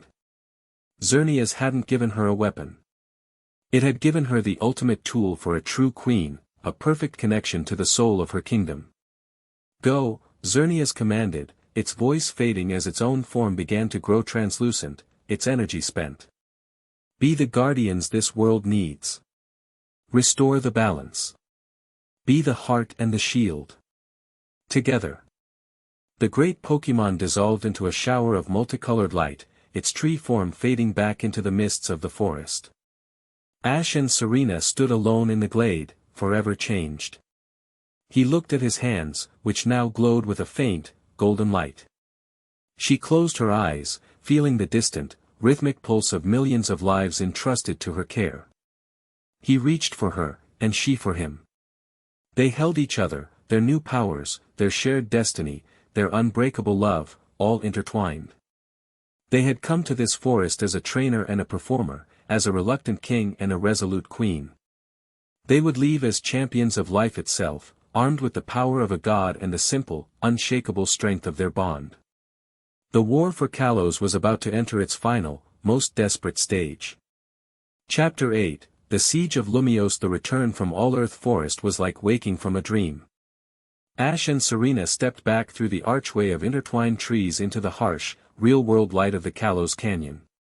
The magical glade was gone, but the power they had been given was a new, undeniable reality. Ash could feel Xerneas's life-giving energy humming within him, a warm, golden counterpoint to his own blue aura. Serena felt the constant, rhythmic pulse of her people's collective consciousness, a sea of emotion that was overwhelming at first, but which she quickly learned to filter, to understand.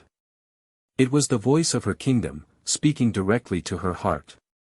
Their return to Lumio City was met with a mixture of relief and grim news.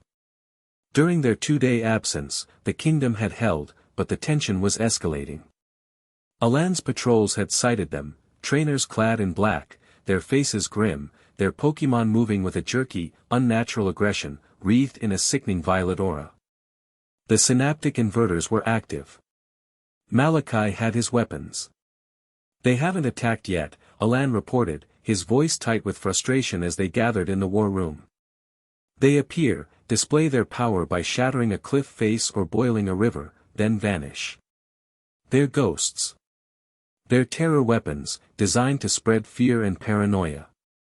"He's testing them," Ash said, his new connection to Xerneas's life energy making him feel the blight of the inverted power like a physical stain on the world. "And he's waiting. He knows we went for Xerneas. He's assuming we're off balance, that our leadership is focused on this new power. He believes you're still weak from your ordeal in the valley and that this quest has left our command structure vulnerable," Serena added, her eyes distant for a moment as she processed the subtle waves of anxiety and fear rippling through the city's populace. "The fear he's spreading, it's a smokescreen. He's planning something big. He's going to make a decisive move, and soon." Her words were prophetic. Scarcely an hour later, every screen in the lab flared to life with an emergency broadcast. It wasn't from their own network. It was Malachi. His face appeared, calm and severe, broadcast on every channel, every public monitor, every Rotom phone in the region. He wasn't hiding in a shadowy lab anymore. He stood on a high precipice, the wind whipping his dark coat, his expression one of serene, absolute conviction. "People of Kalos," he began, his voice a mesmerizing, resonant baritone. "For generations, you have lived in a gilded cage, convinced that your codependence with the creatures you call Pokémon is a noble bond. It is not. It is a crutch that has kept both your species from achieving their true, separate potentials. It is a chain that has led to chaos, destruction, and now, the rise of a false king who promises to strengthen that chain." The camera panned to show his new inner circle standing behind him. There were 5 of them, their faces set like stone. At their feet were their Pokémon, a Metagross, a Tyranitar, a Dragonite, a Lucario, and a Gardevoir. Each wore the sinister, glowing collar of the synaptic inverter. "Your guardian king offers you sentiment," Malachi continued. "I offer you evolution. A world where humanity is free to reach for the stars, unburdened. A world where Pokémon are free to achieve their own primal, untamed perfection." He raised a hand. "Behold the future. The power of a bond, perfected. Inverted." At his signal, the 5 trainers' eyes glowed with a faint violet light. Their Pokémon roared, not in loyalty, but in pure, weaponized agony. Their bodies were engulfed in the violent, corrupted energy. The Tyranitar's armor plate cracked, spewing raw, destructive power. The Gardevoir's graceful form twisted, a black hole of psychic anguish forming between its hands. They were no longer partners. They were living weapons, powered by the torture of their own friendship. "Today, we shatter the cage," Malachi declared, his voice rising to a crescendo. "We begin with the heart of the old world. We begin with Lumio City. Your king has returned, but he returns to witness the fall of his own capital. Abandon your false monarch. Embrace liberation. Or be cleansed in the coming dawn." The broadcast cut out, leaving behind a terrifying, ringing silence. Then, the sirens began to blare. "He's not just attacking," Clement said, his fingers flying across his keyboard, his face pale. "He's launching a full-scale invasion. Energy signatures of the Chrysalis Collective are appearing on every major road into the city. They were hidden, waiting for his signal. And those 5, they're moving at incredible speeds. They're spearheads, aimed at critical infrastructure points. The city descended into chaos. Panic filled the streets. "This is it," Alan growled, already moving, strapping on his own tactical gear. "The final battle." "No," Serena said, her voice cutting through the rising panic with icy calm. She closed her eyes, and the hum of her people's fear washed over her. But instead of being overwhelmed, she found the patterns within it. She could feel the flow of the panic, the direction of the enemy's advance, the pressure points of the city. Her new power was a battle computer fueled by empathy. "This isn't just a battle. It's a siege," she declared, her eyes snapping open. "He's not trying to win a single fight. He's trying to decapitate the kingdom. His targets aren't random." She pointed at the city map. "The inverted trainers are heading for the Pokémon Center network, the central power grid, the emergency broadcast tower, and the League headquarters. They're trying to cripple our ability to heal, to command, and to communicate." "And the 5th one?" Ash asked, his gaze fixed on the map. "The 5th one," Serena said, her finger landing on the tallest structure in the city, "is heading for the top of Prism Tower. He wants to broadcast his victory from our own castle spire." A grim understanding settled over the room. "We can't let them succeed," Ash said, his voice a low, dangerous rumble. He felt the life energy of Xerneas coursing through him, a reservoir of power that made him feel stronger than ever before. The weakness, the exhaustion, it was gone, burned away by the golden fire. "We fight. We don't have enough forces to defend every target," Alan argued, pointing out the enemy vectors. "Then we don't defend," Serena countered, her mind moving with dazzling speed. "We consolidate. We evacuate the civilians toward the city center. Clement," she commanded, "Prism Tower is now our fortress. I need every defensive invention you've ever dreamed of online, now. We make our stand here." "And what about the inverted trainers?" Alan demanded. Ash stepped forward, a golden-blue aura beginning to shimmer around him. "We can't fight them with force. Their power comes from pain. The harder we hit them, the stronger they get." He looked at Serena, a silent communication passing between them. They had the counter. "Alan, you and the gym leaders hold the perimeter. Keep the main Chrysalis army bogged down in the outer city." "Bonnie," he said, turning to the young girl, who stood with her Deden and the Zygarde core, "I need you with Clement. Your connection to Squishy, you're the last line of defense for this tower. If the land itself fights for us, we can't lose." He then looked at his queen. "The inverted trainers are ours." The roles were set. The board was laid. The siege of Lumios had begun. The city was a war zone. The sounds of explosions and shouting echoed between the grand boulevards. Alan and the Kalos gym leaders put up a heroic defense, a wall of steel and fire against the tide of the Chrysalis army. Grant's rock-type Pokémon created barriers, Coronus Lucario led lightning-fast counter-assaults, and Valerie's fairy-type sowed confusion among the enemy ranks. They held the line, but it was a desperate, bleeding struggle. On the rooftops of the city, a different kind of war was being fought. Ash and Serena moved through the urban landscape like spirits, a whirlwind of gold and blue. Their first target was the inverted Metagross, which was systematically tearing apart the central power grid. They found it surrounded by rubble, its trainer standing nearby, his face a blank mask of concentration. "We have to separate them from their trainers," Serena said, her voice coming through their private comlink. "The collar's effect must have a limited range." "Then let's make some room," Ash replied. "Pikachu, Electroep." A net of electricity shot out, not at the Metagross, but at the ground between it and its trainer.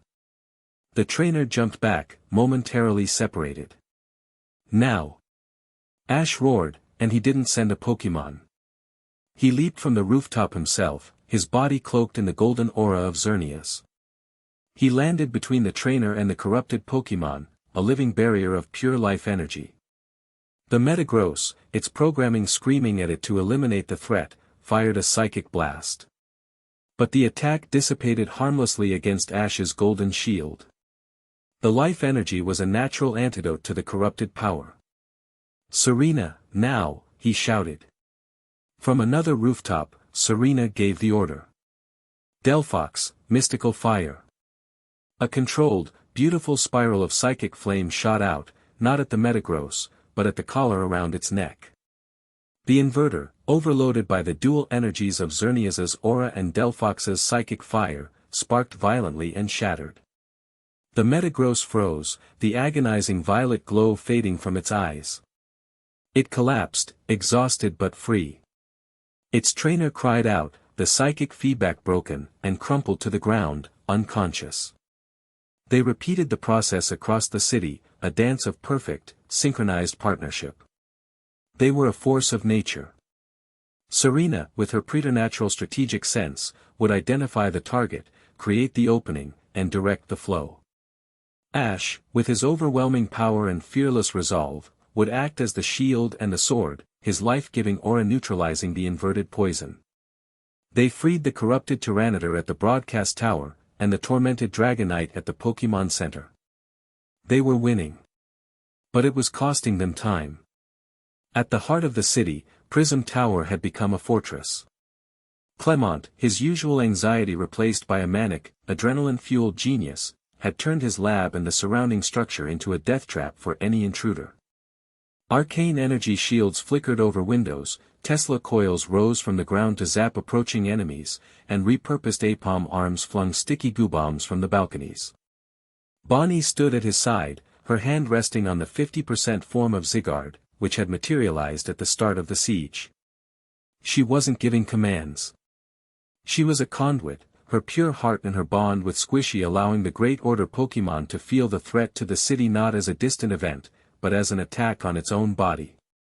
Zygarde responded, its green energy flowing into the very foundations of the tower, reinforcing it, turning the stone and steel into something more, something alive and resilient. Roots of pure green energy burst from the ground, ensnaring Chrysalis soldiers who got too close. The tower itself seemed to groan and fight back. But the enemy was relentless.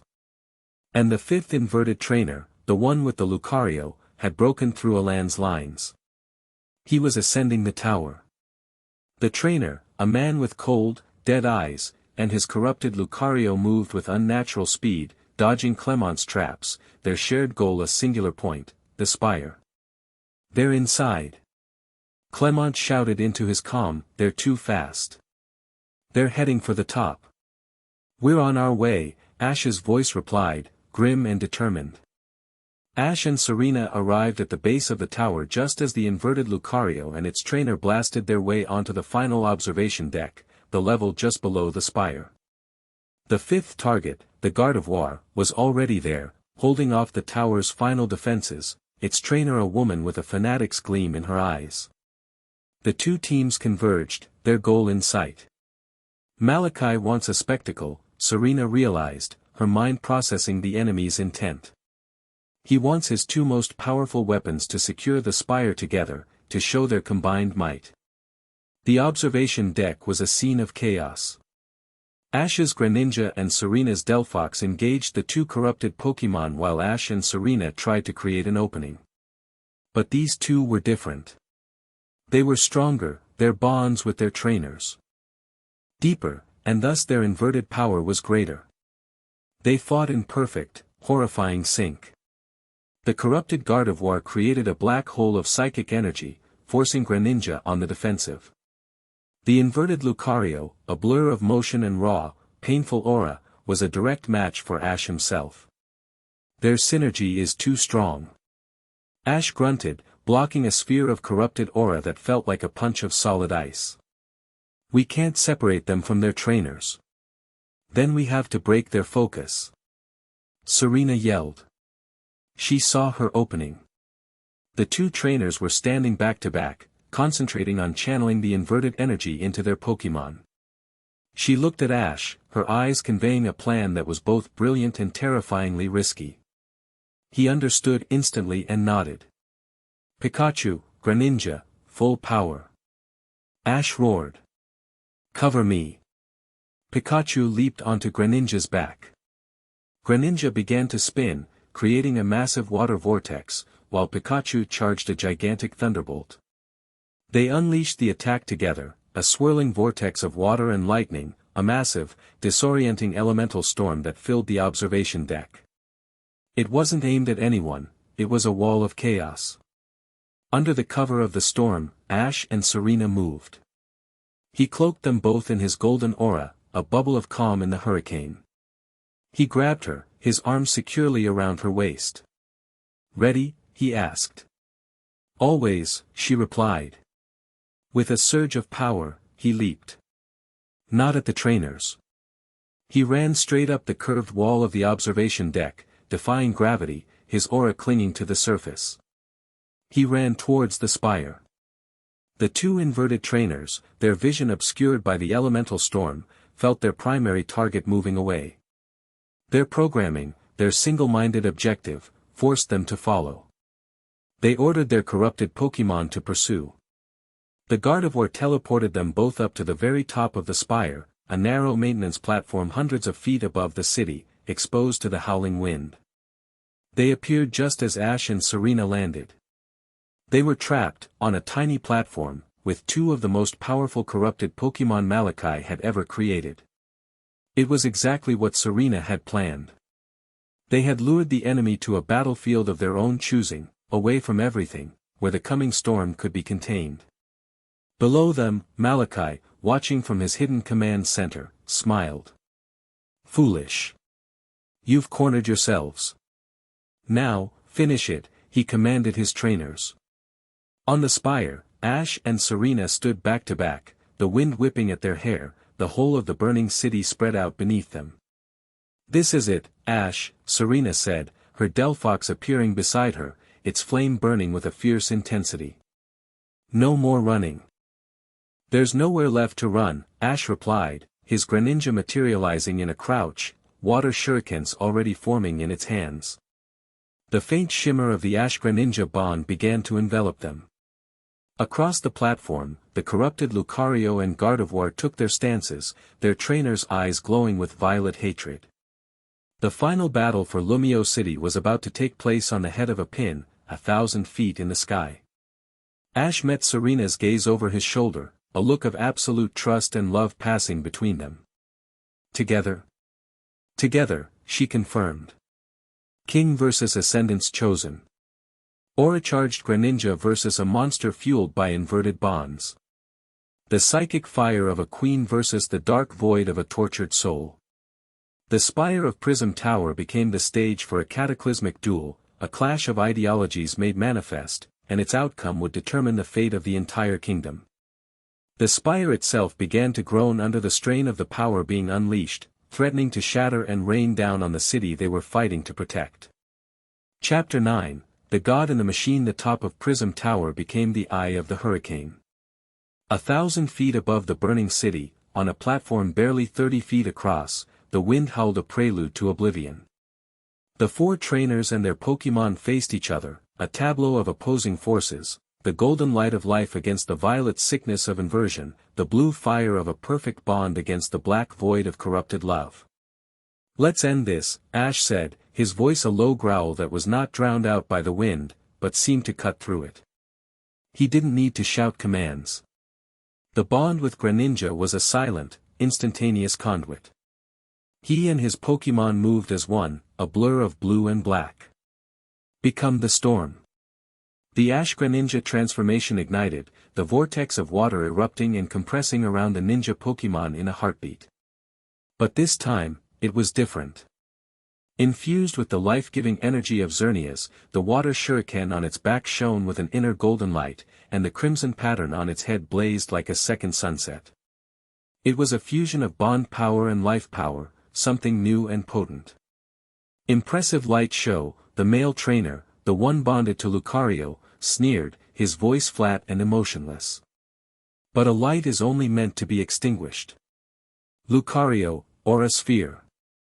The corrupted Lucario didn't form a sphere of blue energy. It gathered a crackling, unstable ball of black and violet chaos, a sphere of pure, agonizing anti-aura. It hurled the attack. Meet it head-on. Water Shuriken. Ash commanded through his bond. Ash Greninja leaped, grabbing the golden-lit shuriken from its back. The shuriken expanded, spinning like a buzzsaw as Greninja hurled it. The two attacks met in the center of the platform. There was no explosion. The corrupted aura sphere, a projectile of pure entropy, began to unmake the water shuriken, its energy dissolving into nothingness. But the golden life energy infused within the water fought back, constantly regenerating what was being destroyed. For a tense, silent moment, the two forces battled for existence, a microcosm of the war itself, creation versus nullification. The stalemate shattered in a deafening implosion of steam and violet sparks, blasting everyone back a step. While Ash and Greninja locked down the Lucario, Serena made her move. Delphox, Psychic. Target the woman, not the Gardevoir. It was a brilliant, counterintuitive strategy. The Gardevoir, expecting an attack on itself, had thrown up a psychic shield. It was not prepared for Delphox's attack to bypass it completely, a needle of pure telekinetic force stabbing directly at its trainer. The woman gasped, her concentration shattering as she was thrown off balance. The flow of inverted energy to her Gardevoir faltered for a critical second. The corrupted Gardevoir shrieked, the black hole between its hands flickering. Now, Ash! Serena yelled. Ash didn't need telling. He saw the opening Serena had created. Feint, then strike. Greninja threw a smaller water shuriken at the corrupted Lucario, forcing it onto the defensive. But it was a distraction. In the same motion, Ash and Greninja shifted their focus, their combined will now aimed at the faltering Gardevoir. Aerial Ace. Moving at a speed that seemed to bend reality, Ash Greninja was across the platform in a flash, its foot wreathed in the golden energy of Xerneas. The blow wasn't aimed at the Gardevoir's body, but at the synaptic inverter on its neck. The impact of the life-infused attack against the death-fueled technology was catastrophic. With a sound like cracking glass and a final, agonized burst of violet light, the collar shattered. The Gardevoir went limp, its twisted form reverting to its natural grace as it collapsed, unconscious. Its trainer screamed, the psychic backlash of the severed, corrupted bond overwhelming her, and she crumpled to the ground. One down. The male trainer's eyes widened in fury. The blank mask slipped, revealing a flash of raw hatred. You will not interfere. Lucario, full power. Close combat. The corrupted Lucario became a whirlwind of destruction, its fists and feet glowing with the sickly energy of the inverter. It ignored Greninja, its prime directive now a singular, burning point, destroy Ash. Ash met the charge head-on. He didn't dodge. He became a fortress. He crossed his arms, the golden aura of Xerneas flaring into a solid, brilliant shield. Each blow from the inverted Lucario landed with the force of a battering ram, but the life energy held, absorbing and neutralizing the entropic force. It was a stalemate of unstoppable force versus immovable object. The spire of Prism Tower groaned under the strain, cracks spidering down its metallic skin. The bond is a weakness, King, the trainer roared, pouring more of his will, more of his pain, into his Pokémon. It makes you feel. It makes you break. No, Ash grunted, holding his ground against the furious onslaught. It makes me strong. He could feel the Lucario's pain through the corrupted aura. Beneath the rage and the agony forced upon it by the collar, he could feel the ghost of its true spirit, loyal, proud, and confused, a prisoner in its own body. And he felt the trainer's pain, too, a deep, hidden well of resentment and fear that Malachi had twisted into a weapon. This wasn't an enemy to be destroyed. It was a victim to be saved. Serena. Ash yelled, an idea, a desperate, insane gamble, forming in his mind. I need your power. Not your fire. Your heart. Serena understood. She had felt it too. The echo of the true bond, buried beneath the corruption. This wasn't a problem to be solved with force. It was a wound to be healed. She closed her eyes, shutting out the howling wind and the chaos of the battle. She reached out with the gift Xerneas had given her, her magnified empathy. She didn't push, she listened. She opened her heart to the raging storm of the trainer and his Lucario, seeking the tiny, flickering candle of their true feelings in the hurricane of manufactured hate. She found it. A memory. The trainer as a young boy, lost and alone, and a small, determined Riolu finding him, protecting him. A shared dream of becoming the strongest in the world, together. A promise. Do you remember? Serena's voice was not a shout, but a clear, resonant broadcast, pushed out on a wave of her own pure, empathetic energy. You weren't always like this. You promised you would be partners, forever. That you would always protect each other. The trainer flinched as if struck. The memory, unearthed by Serena's power, pierced through the fog of his indoctrination. No, lies. It's not a lie. Serena insisted, her voice gaining power as she focused the full force of her love for Ash, for her kingdom, for the very concept of bonds, into a single, psychic wave. Love is not a weakness. It is not a cage. It is the source of all true strength. The wave of pure, emotional energy washed over the trainer and the Lucario. It didn't attack the collar. It bypassed it, speaking directly to their hearts. The corrupted.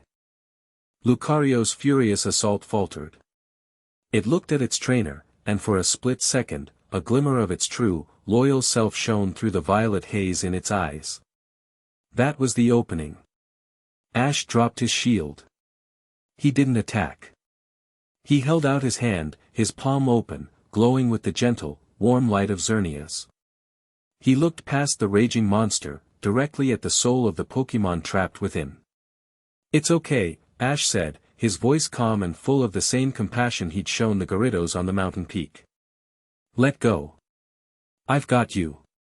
The corrupted Lucario stared at the outstretched hand, at the golden light that promised healing instead of pain. It saw its trainer, confused and wavering. It felt the echo of Serena's words. It was a choice. A choice between the endless, agonizing rage of the collar, and the quiet promise of peace.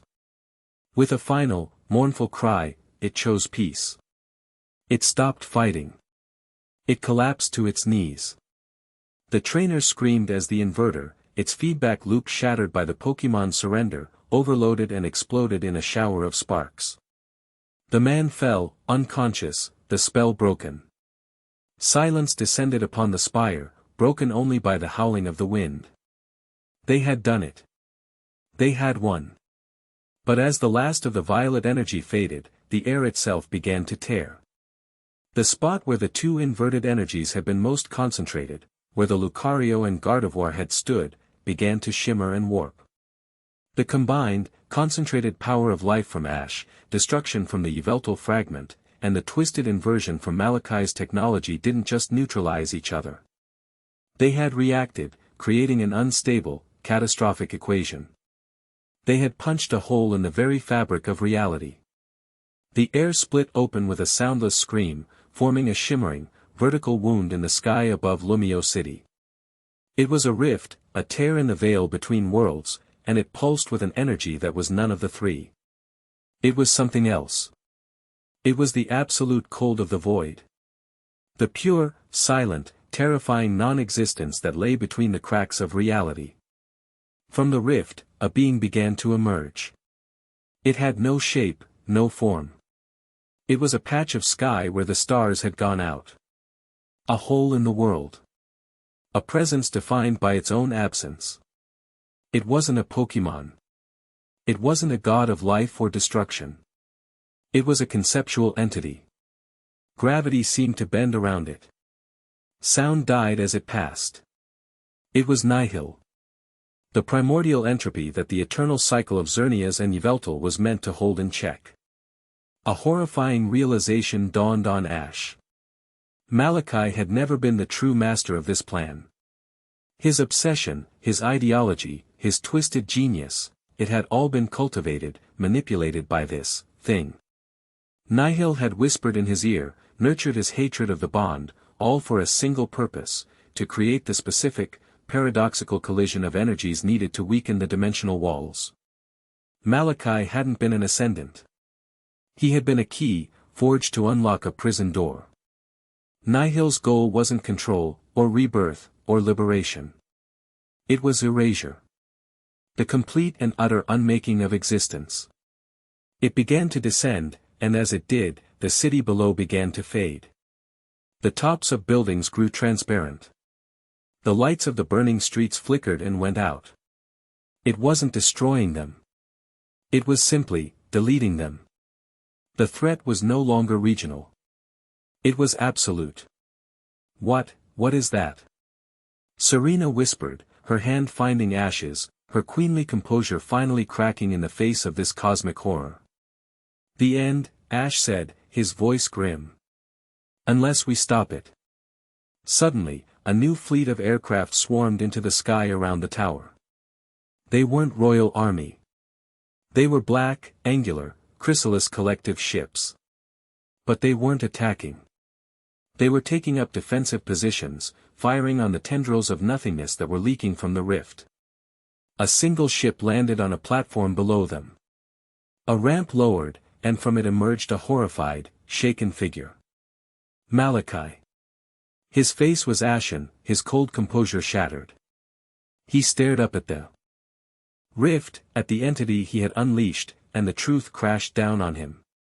He saw the world he had sought to liberate being erased from existence.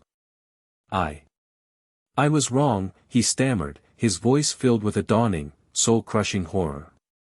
He looked at Ash, his former nemesis, with eyes full of desperate appeal. It used me. My ideology, my grief, it was all a tool.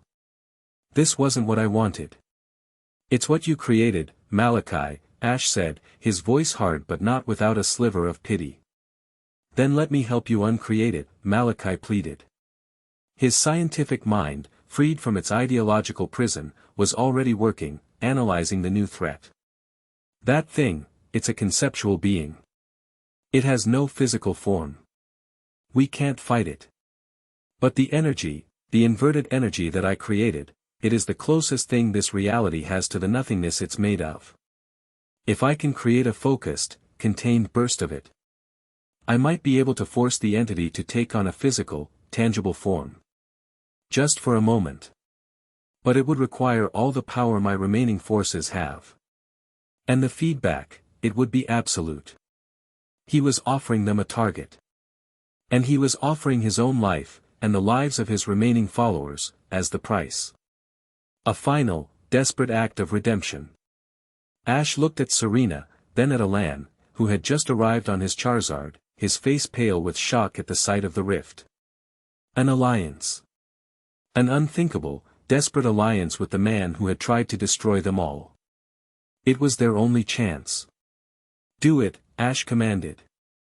Malachi nodded, a flicker of his old self returning. He began barking orders into his comm, redirecting his ships, his technology, his life's work, toward a single, final, suicidal act. Ash turned back to the rift. Even with a physical form, Nihil's power was absolute. How could they fight it? He felt the power of Xerneas within him. The power of life. But that wasn't enough. He needed the whole equation. He looked at the unconscious forms of Yveltal's petrified victims, at the dormant cocoon far away, and he understood. He reached out with his aura, not just to the life energy, but to its opposite. He didn't try to control it. He simply asked. He asked the dormant god of destruction for a portion of its power, not to destroy, but to restore the balance. A faint, red energy began to flow into him, weaving with the gold of Xerneas. Then he felt a third, green energy, flowing up from the tower itself. Zygarde. The power of order. Life. Destruction. Order. The three fundamental forces of the Kalos region were flowing into him. Ash Ketchum was becoming the nexus point, the living embodiment of the balance itself. But the raw, contradictory power was too much. His body began to flicker, growing translucent. The golden and red energies were tearing him apart from the inside out. He was becoming a conduit for gods, and the strain was unmaking him. Ash. Serena screamed, seeing him start to dissolve. She knew what she had to do. She had been his anchor once before. She would be it again. She ran to him, but she didn't just hold him. She pressed her forehead to his, her hands on his chest, and she poured her own energy into him. Not the power of a god. The power of a human. Her love. Her will. Her profound, queenly connection to the millions of souls in her kingdom who were praying for a miracle. She became a lightning rod for the hopes and fears of her people, focusing it all into a single, unbreakable tether to keep his soul grounded in reality.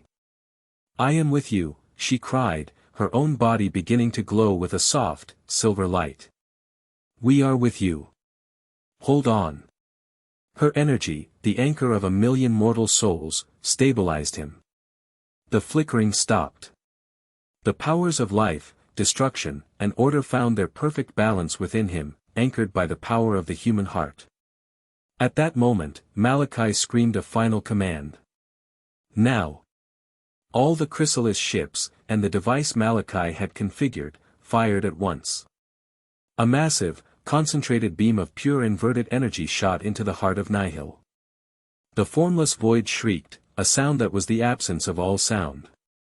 It was forced to obey the perverse logic of the inverted energy. To be fought, it had to be. It solidified, coalescing into a monstrous, physical form, a crystalline, insectoid horror with wings of fractured spacetime and a face of empty, staring voids. It was tangible. It was vulnerable.